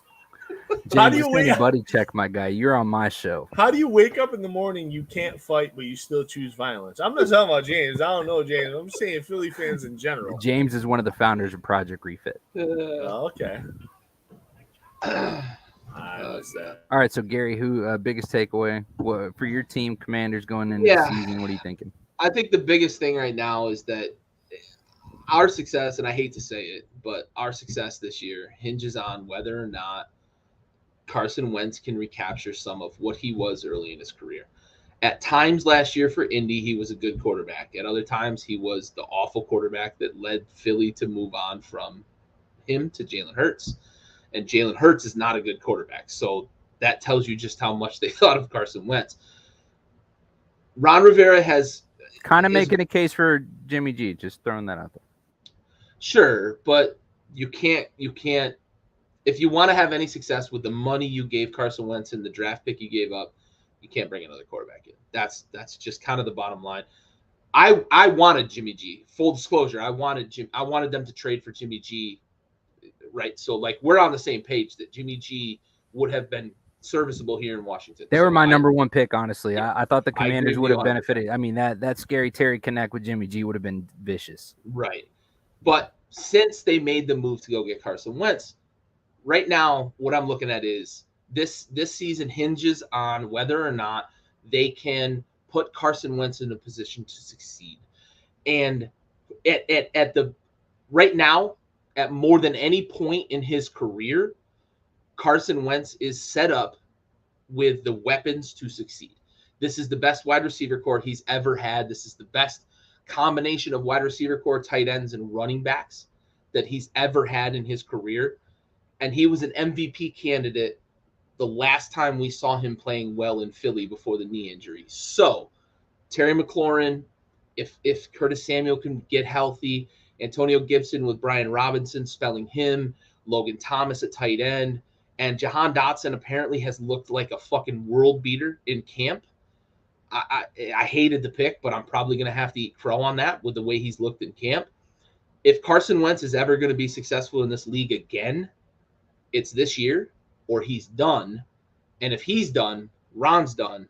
So that's the state of the state of the union here in Washington right now is Ron has to make all the right moves to keep Carson happy and keep him in a position to where he's going to be able to concentrate on playing football and being on the field and playing well.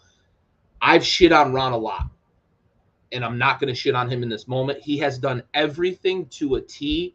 Once the trade was made, I don't like the trade, but once the trade was made, he's done everything he's had to do as the head coach of this team to make sure that Carson Wentz feels loved appreciated and that we want him to succeed here in Washington because he has the ego. His ego's glass, and we have to do those things. And Ron's done those. Now it's time for Carson to play football and be successful here in Washington, or else this whole thing is going to crumble down, and it's going to be a rebuild for the next probably 30 years until Dan Snyder decides he's going to fucking croak. Yo, one more time for James. Fuck Philly. Yeah, dude. One time. He's over here challenging him here in the comments. Yeah, I mean, listen. I guarantee you, 100% without a shadow of a doubt, without a shadow of a doubt, that James Corbett was the biggest Carson Wentz fan in 2017. Oh, facts. He's got red hair, bro. This dude's got red hair too. Yeah, no, for sure. He's also a ginger. That's fucking. Yo, don't say that shit. Don't say the G word. That's fucked up, dude. Listen, come on. What are you talking, bro? Stop, dude. Come on. I say ginger and I say it with a hard R. Okay. No. And you say it with a hard on. Calm down. Okay. And so, no, honestly, James, I'd go to Jersey and I would say it to you in person. I don't give a fuck, bro. But with that being said, the Cowboys are not going to win the NFC East this year. So that's kind of the state of the union here in Dallas, is that the Dallas camp, from the realist fan point of view, is that nothing Ginger, dude, with the hard R. Love you, James. Hope you're well, dude. So with that being said, yeah, I think back on the show sometime. I think that absolutely they've got a lot of good things coming up. That mobile base that they just created is so sick, dude. You got to check that out.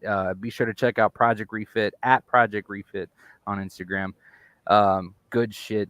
Gotta love it. They are doing good things for the veteran community and saying fuck stigma. Get out there, reach out, get help if you need it for the veteran community, first responders. So I'm gonna need help if I have to deal with another few years of this same thing where nothing really significant happens in the off season, and then we're stuck with a bunch of like players that could be great if you had some good, consistent play from your players. The whole Dak controversy that happened over the last couple years with the injury and the contract negotiations and the bullshit.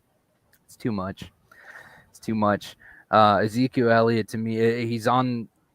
I fucking hope he hasn't peaked. I don't want this to turn into like a Cheeseburger Eddie situation or like a Trent Richardson situation. But fuck, man. No, it's not that. It's not. Or Todd Gurley, rather. Maybe that's a better one. He's peaked.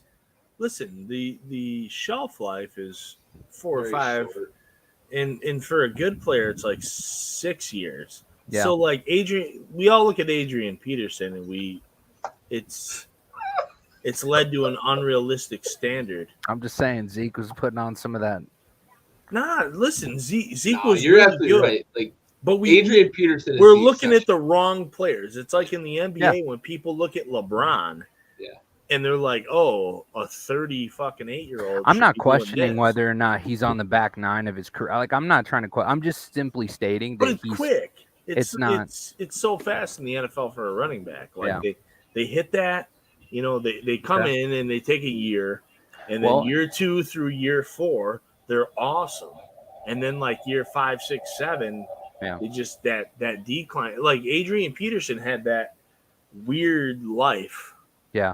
Where kind of that Vince Carter life, where he was kind of, he was he was a long lasting. How many years was Adrian Peterson fucking elite? 87 like years. Yeah. Which in NFL years is a good. He had the ACL thing, and then he came back stronger and like fucking tore it apart. It's just like just a weird. But that's like the people use that as the measuring stick. Yeah. Same thing with LeBron. Like, a guy gets hurt, and I'm like, that dude's like 38. And they're like, well, LeBron's 38, and he scored 29 points a game. I'm like, it's fucking LeBron. These are he's one in a trillion. Yeah. Like, that's not the same thing. Like, most guys die at 35. Yeah. You know, it just – yeah, I think Zeke's done, dude. I think Pollard's your guy. Pollard. I love him. It's time to hand the reins over. The Man. tenacity because I is think solid, dude. sucks, and but he's how he's many turned around carries and he he's. had? I was gonna say he's picked up a very, very. I mean, he's not running the lion's share, but it's. I mean, it's. There's been plenty of games where it was 60-40. Yeah. Plenty of games where it was even 60-40 in his favor. It's happened. I mean, mean, Tony Pollard's a great resource. I just think Zeke's ran the ball a lot now, and make arguments. I hate. Yeah, that's the whole picking out LeBron and AP. And those being the argument, cherry pick. No doubt. Yeah, but anyways, so if I was to forecast where I think that the Dallas Cowboys are going to be at this year, it's going to be another 500 season. Like it's going to be, we're gonna be the second best in the NFC East because it's it's bronze medalists in the fucking Special Olympics, dude. It's what I think if Dak stays healthy, or we'll take silver. Excuse me. They easily can win that division though. Sure. I believe they could beat the Eagles. Even with the offseason, the Eagles aren't even that good. Right. But what I'm saying is that like it's even if Dallas is going to be bad this year. Even if Dallas wins the division again, it's not going to mean anything because nothing has changed. That's it. I didn't give a forecast either. I'm bullish on Washington in terms of what I think the offense can be. I think that Carson's going to get hidden by a lot of things. His deficiencies are going to get hidden by the skill position players that we have. The offensive line was really, really good last year, and we returned almost everybody. But I'm still being bullish. I'm looking at 9-8 on the high end. Yeah. Yo, Dana White is worth a bunch of money. He's out here wearing this bullshit outfit. Not even possible anymore. You still watching this? What? No. Yo, Dana White. Jesus fucking Christ, dude. This dude is wearing the out of the pack Hanes gray shirt. And Dad jeans. He's got it tucked in too. This fucking dude looks like a weirdo. Dana White is a fucking weirdo. Yeah. Dude. Oh, this is all time though. Dude, he's a billionaire in the friend zone. Like that's the type of personality.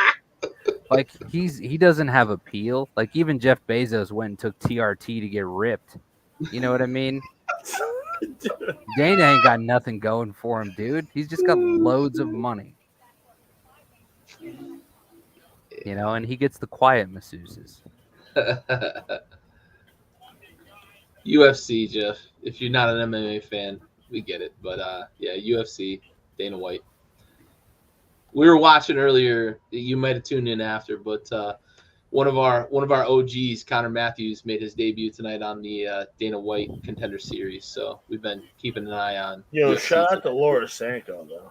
Oh, bro, fucking damn gay. Looking like a whole snack. Look at fucking Dana, dude. Dana's flexing right now in the interview with her. Jesus Christ, he looks like a jerk. Yeah, James Conner made his debut tonight on Dana White's Contender Series. Didn't go the way we were hoping it would go, but he made his debut on Dana White's listen, we love Conner, and it's honest feedback only. Yep. He got worked for 3 rounds. Yeah, he got beat up. But he was never out of it, and he was a true test of the chin. Steel chin. Dude. Got worked over. I know he was in the Air Force, but that chin is the USS Constitution, baby. Old Ironside. Stayed in it all day. Got beat up a little. Yeah. Listen. He went out on his field, dude. Gave up his. I was most impressed when he gave up his back to a guy who has. He was confident in his ability to get out of it all day. Yeah. And confident in his ability to get out of it. Whistled out of it like nothing. So when you're training with bangers like Calvin Cater Joe Lazon, you learn 2 things. You learn how to grapple and you learn how to take shots. If your sparring partner is Calvin Cater, you've taken a couple licks. He did his thing. I mean, that's our boy. But, yeah, he's gonna be back. This is this is an adjustment. So either way, I'm proud of him. That it wasn't a boring fight. That was a banger fight. 3 rounds, all punching all day. We got blood. We got black eyes. That's fine. Get it next time. Yes, sir. For sure. Yeah. So I'm trying to think. Bisping's eye was impressed. Hey, so I I want to kind of piggyback off this what my dad asked here. So we're going to preview divisions. We already know divisions will be the most competitive. But yeah, I mean, we're looking at AFC West, NFC South is dead, NFC East is dumb. AFC North probably going to be pretty competitive, but out west, Jesus Christ, they've got kind of a monopoly on football, don't they? The AFC West. It's got to be, right? Yeah, for sure. We're going to preview divisions, though. The next few weeks, we're going to look at previewing the season. We're going to talk divisions. We're going to talk winners. We're going to give Super Bowl picks. I think we need to kick off before week 1 with our way too early Super Bowl predictions. Absolutely. Got to do it. Absolutely. So, Gary, I think the answer is that the Bills are going to do well in their division, and the NFC East is not going to be great. I mean, NFC East is going to be terrible. AFC East is going to be a bit of a runaway. I don't have confidence in Tua, so it looks like it's going to be the Bills and everybody else again in the AFC East. Yeah. But out west, man, they're going to have some competitive football out there, especially, as Andy said, especially the AFC, man. That's a fucking murderer's. Yeah, row. we don't. Listen, who's the bad team in that division? There isn't one, and the best team Right. might not. The best team doesn't even Might not win the win the division. division. Maybe. Yeah. We have a case for the first time that Yo, That's James, I know thanks of. for joining. Let's do another James. show for sure. For But the first time that I know of, a team who's not even the second best team. They might be the third best team, could win the division based on their schedule. That's how good Raiders is. Maybe, Yeah. right? I think the Raiders are the They made worst team in that playoffs division. last year. Yeah, but they're the But they're best still team in stout, about yeah. 6 other divisions. But they don't suck. Yeah, no, they're great. It's a good team, but I think that's it's a the true worst any in the given division. Sunday division as That's far an as like interdivision unbelievable rivalry. division. That is a unbelievable you do not lose a gimme game in that division, and I would literally have to go through and look at all of their schedules Right. because I haven't done that. I mean, I think Denver's going to win the division. Who's going to argue that with the improvements they made? You can't. But who's going to argue the Raiders? I think any Or the team. Chargers. I think That's anybody. the thing. You got 4 teams in that division that if somebody picked it, a team in that it's hard to argue against. I've seen people picking 3 teams. That whole division is a fucking Right. waffle zone. Sure, Jeff. The That's Chiefs. Sure. It's a waffle zone. I'm on board with that. All 4. I'll pick the Chargers, right? Like I don't. It's I crazy. saw somebody have the Raiders as the odd man out, the other 3 making it. I had somebody have the Chargers out, the other 3 made it. And I saw another one where Denver was out, the other 3 teams made it. So the only consistent thing was the Chiefs. There's a realistic in the 3 I saw. scenario that all 4 can make it. Right. Well, if they split and beat each other up in the division, and everybody goes 3-3 or 4-2 in that division and does well outside of it, we might get 4 teams from because they're that good compared to the rest of the AFC. Yeah, and this is going to bring it back to why I fucking hate the divisions. I hate it. I've never liked it. A really good team is probably going to get left out. Realistically, probably going maybe to get 2. left out. Maybe 2. Could be 2. Maybe 2. Never liked it. It should run like the NBA does, where Eastern Western Conference. Right. And I don't like it in the NBA either. The NBA still leaves teams in the dark.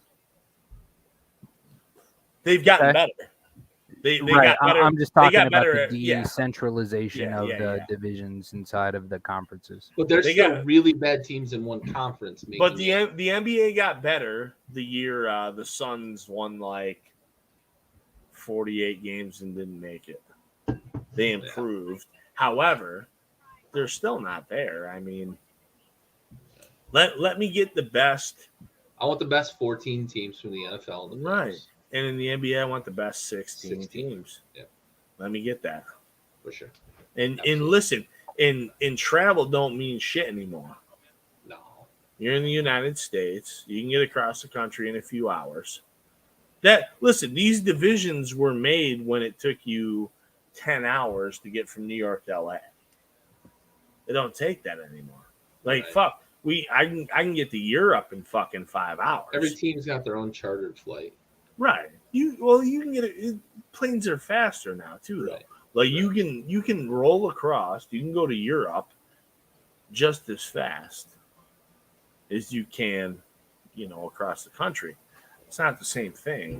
That's different, I mean, we have to change with the fucking times, but I get it though. Divisional rivalries, conference rivalries, they sell tickets, whatever. All right, so then let's get to the last question, which is, I mean, what kind of significance does the Hall of Fame game have for you, other than kind of just the start of the NFL season? Because I'll be honest, for me, like it kind of shakes the rust off for me as far as like enjoying the game and getting back into the swing of, sitting down and watching the plays and whatever. But other than that, I mean, I'm just really fuck the preseason. Let's get to it, boys. Like I'd much rather you not even televise the preseason and just make those preseason slots on TV extra games. That's what I would rather you do. Right. That's what NFL owners want because it sells big tickets. I might not even watch it. I'll tune in. But it's exactly what Raul just said. Well, it's Trevor Lawrence, the line of demarcation from off season to we're getting ready to play football. Sure. That's all it means to me. Listen, the Jags already said Lawrence isn't playing, Etienne isn't playing. Like nobody's gonna play. Right. I don't want to fucking watch that. No, that's fair. It maybe somebody else does. Listen, there's just not. Like, unless you have a family member in the game, you're not tuning in for the scrimmage. Right. I don't want to watch like the Lions. If it were the Lions, I don't want to watch their like third string linebackers and the third string wide receiver catching passes from Jared Goff. Yeah. Like, I don't want to watch that. I'm not trying to do a scouting report. I just, I just threw Jared Goff under the bus too, by the way. But he's throwing to the threes. I don't want to see that shit, dude. Like I don't. Fair. It's fair, but for me, it signifies we're close. I don't even want to watch preseason at all. I really don't. That's also fair. Like I do because I end up doing it, but like I'm looking at these dudes that I'm never gonna see fucking play in the regular season. That's what it is. Like you're watching means less and less every year. You're watching a lot of guys that aren't even gonna make the team. Why do I want to? What is the point of that? Right. Like, okay, so as a basketball fan, I can watch an NBA Summer League game, and at least I see these players that are going to play. When I watch a fucking preseason NFL game, not only are those guys probably not going to play unless it's week 3, but they might not even make the roster. Right. It's weird as shit. And I might have a team like the Jags beats the shit out of the fucking Chiefs. I think that the preseason is really just for it's whack. I agree, but I think it's for the true fanatics of the team. It's you just want to see your team play. You want to get into the routine of doing it. I agree that it's lame, and I agree that we should make it count. I would much rather them extend the regular season through the preseason and just – if you're going to do these preseason games, keep it in fucking training camp and then attract that crowd. Give us that second bye week. Because that's the kind of, there you go. That's probably, I mean, you'd probably see less injuries that way too. I mean, there's definitely there's all kinds of benefits to that. Or the same amount, but like, let us get that second bye week. Give us even one more game. 18 games, 2 bye I know weeks. We already got one more. Yeah. Now we're begging for more. But like, these people who are like, I'll get a motherfucker who messages me on a preseason game, and I'm like, dude, you don't even realize how fucking dumb you are. Yeah. Like, I don't care. That's aggressive. Yeah, it's aggressive, and it's fucking borderline autistic. Like, I don't even care. Like, I don't want to know. Like, why are we fucking talking about He this? said it's borderline. It's on the spectrum. It is, dude. It's on all the spectrum. over it. It's jumping around on the It's very broadly on the Gary spectrum. to leave. Lacey's mad now. Yeah, But, quick like- plug for Big Stove if you are not following the boy. Who's that? The Big. Do you see it right there? It says the Big Stove. Never heard of him. Oh man! Come on, don't be turning your back on the boy. That's a dude. Oh man, Familia. That's a good dude. Yeah, What's he doing? You got a cigar there. I wish I had one. Yeah, I've been chilling with these squares the whole time. I know you've been puffing like a mother. You got to quit that shit, man. Yeah, all right, dude. You're gonna get that lung cancer. Hey, you right? I am right. So, honestly, man, I feel like the Hall of Fame game in the preseason is a waste of fucking time, and I think we can all kind of agree with that. I'm not super keen on it. Jeff Carlson says it's a good game. I'm not saying that it's not a bad game. I'm not saying it's a bad game. I'm not trying to question it. It's just much more of a that's off camera, Jeff. Just going to leave that at that. I'm not even going to put that comment up. We're just going to leave it at that. But no, I'm just saying that, you know, I enjoy watching the game of football in general, and I'm with that. However, the folks that come out and you want to watch the Hall of Fame game, it better be with some like potential Hall of Fame players. You know, let's see the greats out. It better mean it. Is all I'm saying. I mean, I can fuck with the Thanksgiving games because the Thanksgiving game is different. They count, you know. Right. I mean, listen, if you're not a Cowboys or a Lions fan, I'm sure you're completely sick. That's off camera, Jeff. That's off camera. That wasn't off camera. We all know. It's fine, dude. I know you're scared in Texas, but it's legal everywhere else. So you're like Wesley Snipes in fucking Texas. I didn't say these were Newports. I said these are Camels. That's racist, dude. Wow. Oh, Jesus. We're talking about weed and you being a fugitive. He didn't pay his taxes.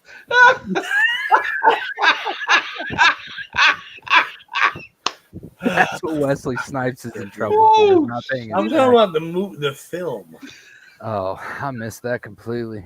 Well, I guess we can put our white hoods on and start the meeting. Well, you might as well. I'm gonna chill over here.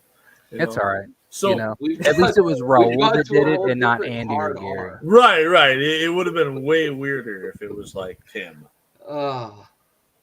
Football games are good for me, TV and radio. So listen, you lost me at radio, Jeff. I'll be honest. You listen on radio, huh? I do when I'm driving. I have before. It's hard to tell how old he is, and he just became 87 in my head. Yeah. That last game three game is often a tune-up. You want 3? There's only 3 preseason games now, too. They did change it. Right, you wanted 3. That number 3, that last one, they do play a bit more. Well, now you want 2. I don't even know what you want now. You used to want 3. That's what I was alluding to earlier. Like the preseason has gotten less and less meaningful over the last few years too. You look at the Rams last year; they played this many starters in a preseason game. They literally didn't play a starter. Well, they don't have to, so why would you? I agree, and that's the thing. And as you guys are mentioning, right? Give me more regular season games. Give me more regular season games and less preseason games. Those end of roster guys care about the preseason games. I get it. But the bang for my buck as a fan, give me number 18 and give me 2 bye weeks. Yo, bro, if I have first and second year guys who need a tune-up, yeah, for sure, they'll play preseason. If I have first or second year guys who I view as instant NFL starters, why am I putting them? Why would I risk them? It's the risk. An extra game or two. There's not enough reward anymore. What's the point? There's zero to it. In the same reason I'm going to protect my starters. Okay, you said the Rams. If I have Matthew Stafford in season fucking... I just feel like to the NFL purists, this is nothing more than just like a roster depth analysis. Right. That's the only real benefit you can get out of this is analyzing just how deep the roster is. What does your talent look like at the second and third string? Sure, but if I have my guys, you know, I was saying Matthew Stafford, but even if I have Dak Prescott in year 5 or 6, I'm not.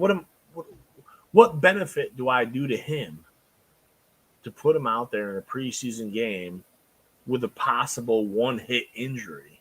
I mean, I feel like it's a clear-cut argument. It's very simple. It is. The fact that you can't start your starters safely tells you that you have to start second and third string, and then that in turn undermines the value of the airtime. So why waste our time with that when you can add a bye week and add another week to the season? Right. And we're talking a contact sport. Even non-contact sports don't subject their stars to bullshit. Like we watched Paul George in an international contest, the Olympics thing. See, and honestly, free senior, the reason that we say the second bye week is that allows that extra recovery time. Well, it's less preseason games too, though. No, absolutely. I'm just saying that you can get your starters in sooner and still allow a second rest. Well, no, I was actually saying, how many times have you seen eliminate interviews talk about how great the bye week was? I want to eliminate preseason completely. Right, and I think that's what my dad was alluding to, and not necessarily the regular season games. The preseason, the more games, the more likelihood there is. So let's get rid of the 3 we have now, right? Yeah, because we had 4. Let's get rid of the 3 we have now. Let's add a bye week and add 1 regular season game. Yeah. So we're by default we're so wait, we're not playing any preseason games? No, absolutely not. There's no reason for it. As a fan, would you miss it? No, I don't watch it anyways. Yeah. Unless I'm in the bar and the shit's on. I don't turn that shit on in my house. Do you? I do, only because once in a while. If I'm bored watching TV, maybe. Right? I'll throw it on. Right. I feel like the only I don't time you're go out of my Hall of Fame. If I'm not seeking out. Mike and Brazil don't have a new episode at a time. Who? Mike and Brazil? You never watched that? No. No, I don't watch much TV. Google on it. your own. Google it. But Google it right now. I will not. No, thanks. But I'm not like the preseason. Not I agree with Yes, you. But before the Mike and Brazil thing, I agree with you. I'm not seeking out NFL preseason. I don't know what the fuck it even is. That's porn, dude. It's the best shit, dude. Go fucking Google it right now, dude. I swear to God, it's fucking mad. We're gonna live stream it. My man's on the hub. Fuck him, dude. Nah, but no, for sure. Less games. Let's make it less games. Know about Andy. Let's make it more regular season games that mean something. That's right. Yeah. Listen, let me get that extra bye week. It's more money anyway. Listen, why would the NFL complain? But we're also taking 2 games out of the picture. We're adding a game that we're adding a game that matters. We're taking 2 that don't matter. That nobody gives a fuck about. Right. And we're getting a bye week. Yeah. So we're extending the season by a week, 2 weeks, really. Do more inter-squad practices or something if you want to get looks against other people. Dude, I might as well be an NFL owner. These dudes don't know this yet, these cucks. Like, come on. Okay, so here's another alternative that I just thought about. What if, rather, you had to keep the preseason games, right? Like this was a non-negotiable for whatever reason, something outside of what we know their preseason games had to stand. Right. What if you just introduced a different broadcasting? You introduced like you had the Manning cast on preseason, or you had the Pat McAfee types of the world kind of helping announce this stuff, bringing a little bit more entertainment value. I feel like that's the only offer and compromise. If you're going to keep, you have to make it entertainment. Exactly. I think I'd pipe on the embassy. It's tough though. I'd fucking do the insurrection. You'd go January 6th. Yeah, we'd be about it. Jeez. I'd go to the headquarters and be like, nah. You go to New York. Nah. Like, no, I do like that though. Like if we had talent, get talent on, make it fucking fun. Because the problem is you're gonna get a bunch of duds playing, right? Because teams are going to be like, not only do I not want my vets to play, why would Jamar Chase play? Look, the preseason should be the USFL champion playing the worst team in the NFL. And if the worst team in the NFL loses, they've got to play in the USFL. Well, remember when we used to have rookies used to get eased into the game. The Birmingham Stallions are the newest member of the NFC South. Rookies no longer get eased into the NFL. No, you almost don't have rookie status anymore for most. So rookies. I remember like a guy like Calvin Johnson was barely, he had like 700 yards. Yeah, his it first wasn't year. featured. Now you get a guy like Jamar Chase breaking records, 1,800 yards goes and bonkers. 12 tutties. Like we're in a different age, so why wouldn't we before change him, Justin things? Jefferson, and before Sure. him, it was name Yeah, the big time guy. I mean, okay, we're but in a passing league. Yeah, but you're trying to bring this up, but what does it come down to? Who is running the show? The same old Goody. motherfuckers. The old fucking Goody. fucks. Goody and a bunch of homos.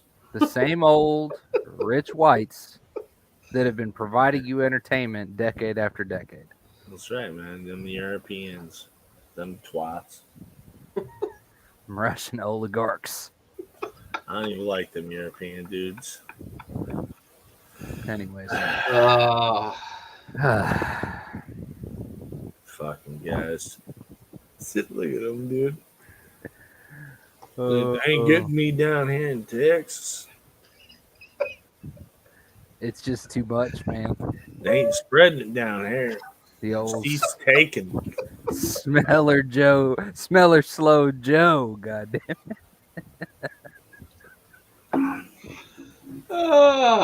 Smeller Slow Joe. It's one of the greatest things I've ever heard in my life. Dude, I had this dude at work the other day told me this fucking Joe Biden joke. I couldn't even remember it, but he told me it. And it was funny as shit. Are we officially in the after hours? No, yeah, we are, dude. We should be. This joke was pretty funny, man. Like, it was slick. Like, he said it. I laughed. And then he was like, I thought you don't like Donald Trump. I was like, I don't. Yeah, but it was funny. And he was like, I was like, yeah, but that was a Joe Biden joke. And he was super confused. Sometimes it's a simple life for folks. I was like, but listen, bud. Like, You I think they're both cornballs. Fucking blew that man's mind. Like, dude, it did too. Like, he had fucking his leg went shaky. Fucking Christ, dude. His life is a binary Like, proposition. I was like, bro, dude, like, I think they're brothers. They're in it together. I think they probably fucked each other before. Speaking of fucked each other, you guys ever seen the show Oz? Jesus Christ. Yo. Yeah. I never thought I'd be afraid of somebody that would be scary in a He wheelchair. does have COVID. Hoping for a recovery. He's seen it. Hoping for recovery, for sure. He's probably right. Yeah, Jeff said yeah. Jeff seen it. Who's not seen Oz? What a horrible transition. I forgot about to Oz. reference that. Oz was a real good show. I started watching it again recently. The way you referenced that, though, was yeah, just, right. Speaking of, I thought it was perfect. I thought it was perfect. Speaking of plugging buttholes, segue. Speaking of burning swastikas in the dude's asses. How you doing, Raul? Speaking of Packers, Aaron Rodgers is still gonna have a great season. Oh, dude. No, honestly, I'm good. I'm disappointed in what my team's what I believe my team is gonna do this year. They're gonna be fine. They're gonna be average. They're gonna win the division. Okay. That's 7-8-1. 11 games. 7-8-1. Oh. They're not even gonna play their 17th game. Yeah, they're just not even gonna show up. 11 games. CeeDee Lamb going bonkers. Oh, dude. Diggs Island. There it is, Gary. CeeDee Lamb. Fucking CeeDee. He's a star. Here's my tinfoil hat theory for what we saw tonight in the Contender series. Okay, yeah, let's get into that. Real quick. It's very simple. I think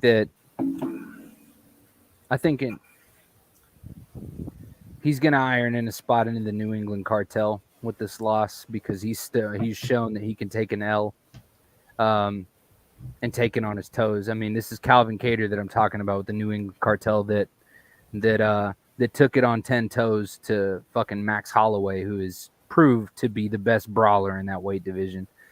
I think he's going to come back stronger than ever, and I truly believe that Connor Matthews has what it takes to make it to the big show. So I will still continue to stay on this soapbox and say, pay the man Dana. The man deserves the fucking contract. He's this is but a small speed bump in the journey that is Connor Matthews' road to the UFC. If you don't know who we're talking about, please be sure to check him out. The Controller MMA on social media. Absolute stud, former combat controller in the Air Force who we've been rooting for years now. He's been a big supporter of our program, been on the show many times, previewing cards with us and stuff. He had his debut here on the Contender Series tonight. Didn't go his way, but still put up a hell of a fight. And again, made it to the decision. And yeah, I truly believe that Joe, his main guy at the gym, Joe Lozano, is going to double down. I think after this, it's shown the tenacity in the ring or in the cage. He's not willing to give up. So I think regardless of the outcome, the takeaways are still positive here. Absolutely. No, I think I just, for me, it was giving up the back and still knowing that you were going to get out. Like, I mean, that gamble is insane. He ran into a good fighter. Francis, yeah, credit to Francis. Was a good fighter. I thought, Connor, he did his thing.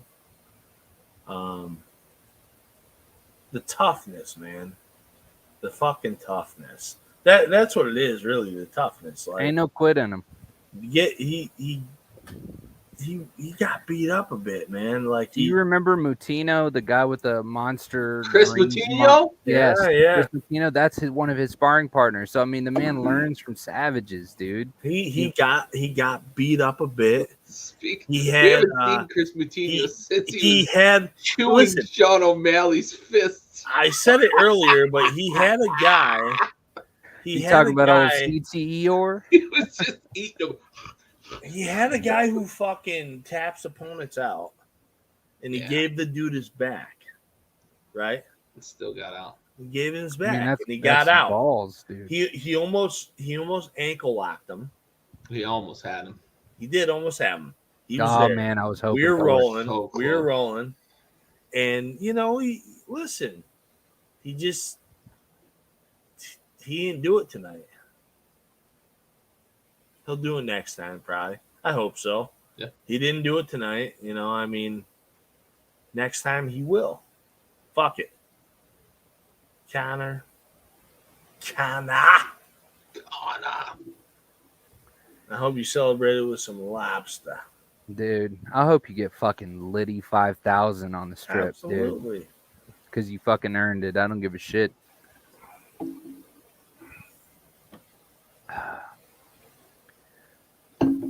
Honoring the fallen here. Salute to service, Connor Matthews, because no, we're gonna do it because I love Connor.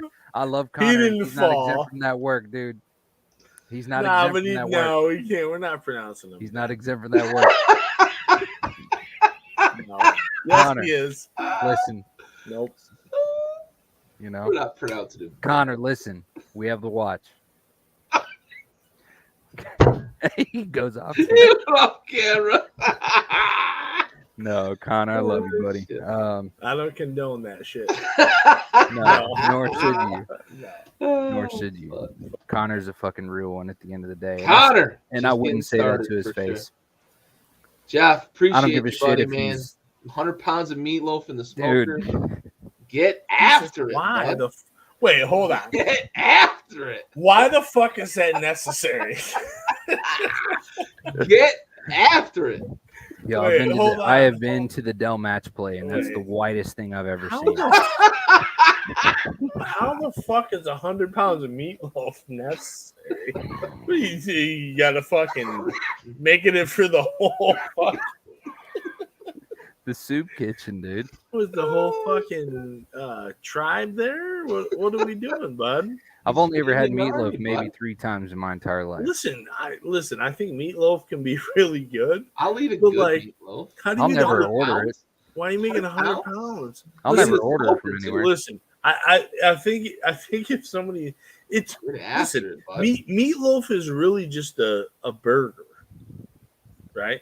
That's how you think of it. Basically. It's just a big burger. But like Basically. 100 pounds of it?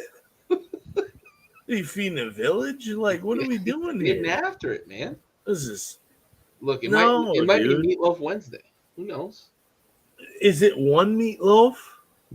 One. That's what I Could gotta you know. imagine? How Could you big is this imagine fucking 100 smoker, pound dude? one meatloaf? What kind of right? That's what I gotta know these things. Imagine that. Your smoker is Main Street. 100, Holy shit, dude. 100 pounds of meatloaf. Hunch.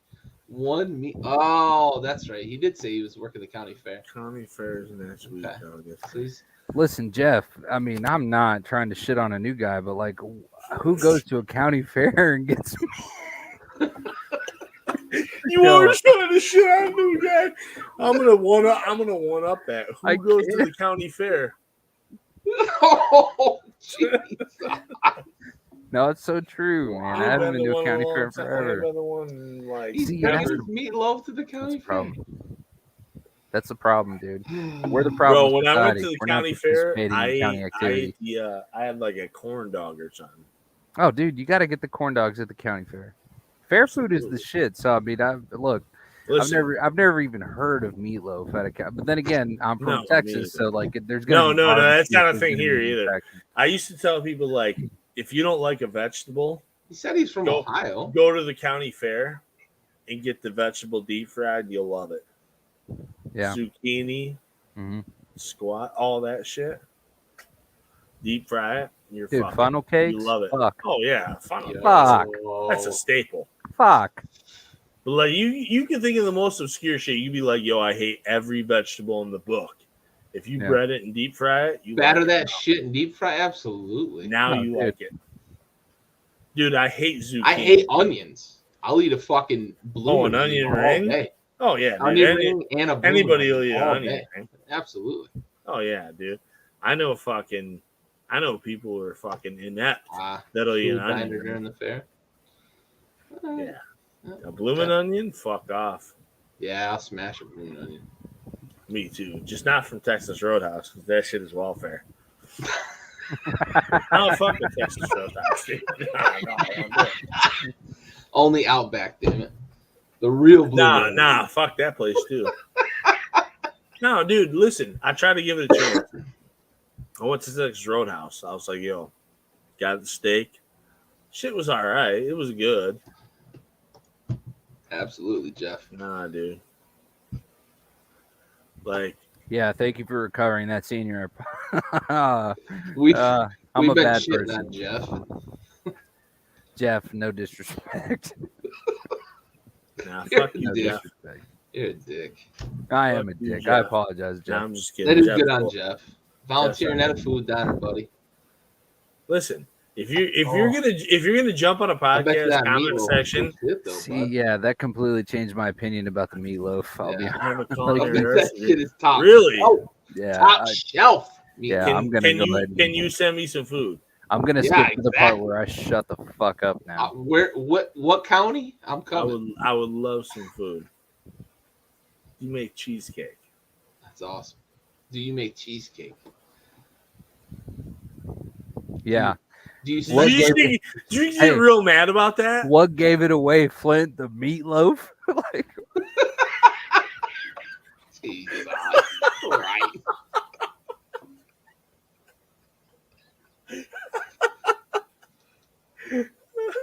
We're not recovering very well right now.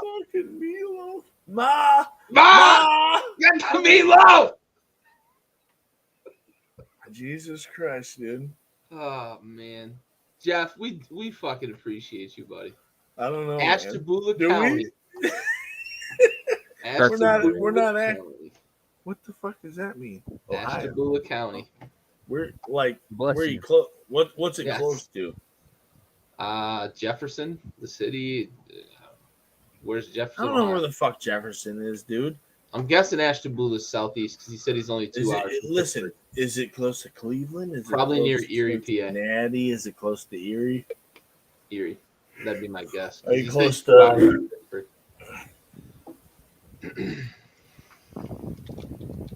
I mean, Ohio's not a small state. No, it's not.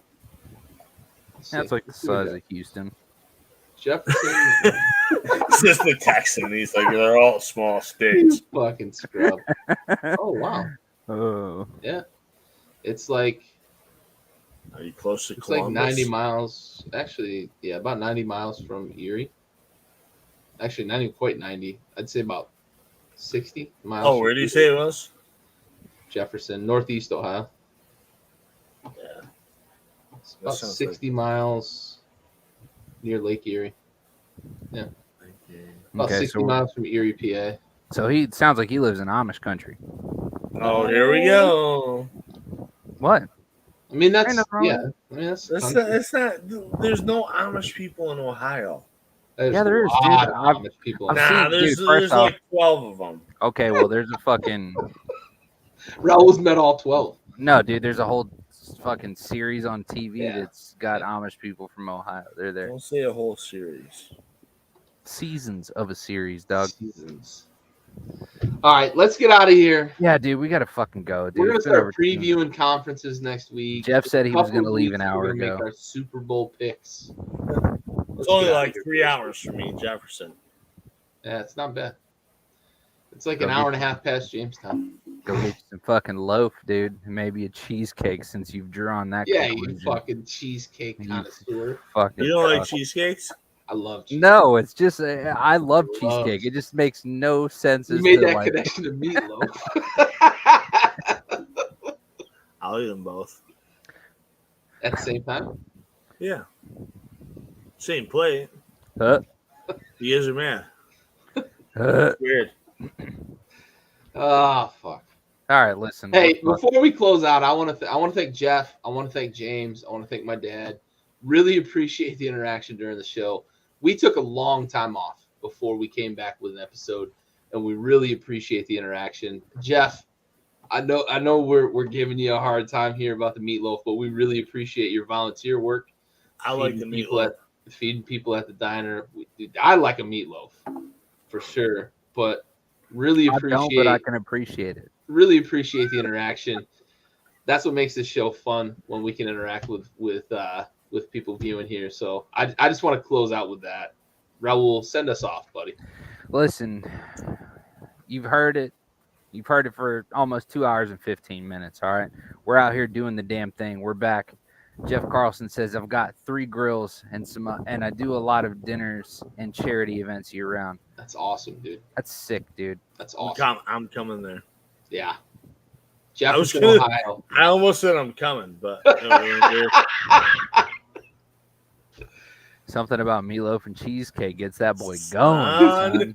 Son. son. That boy going, dude. Get some fucking gears grinding. Woo! Some juices flowing. You Shit's know it. real suspect.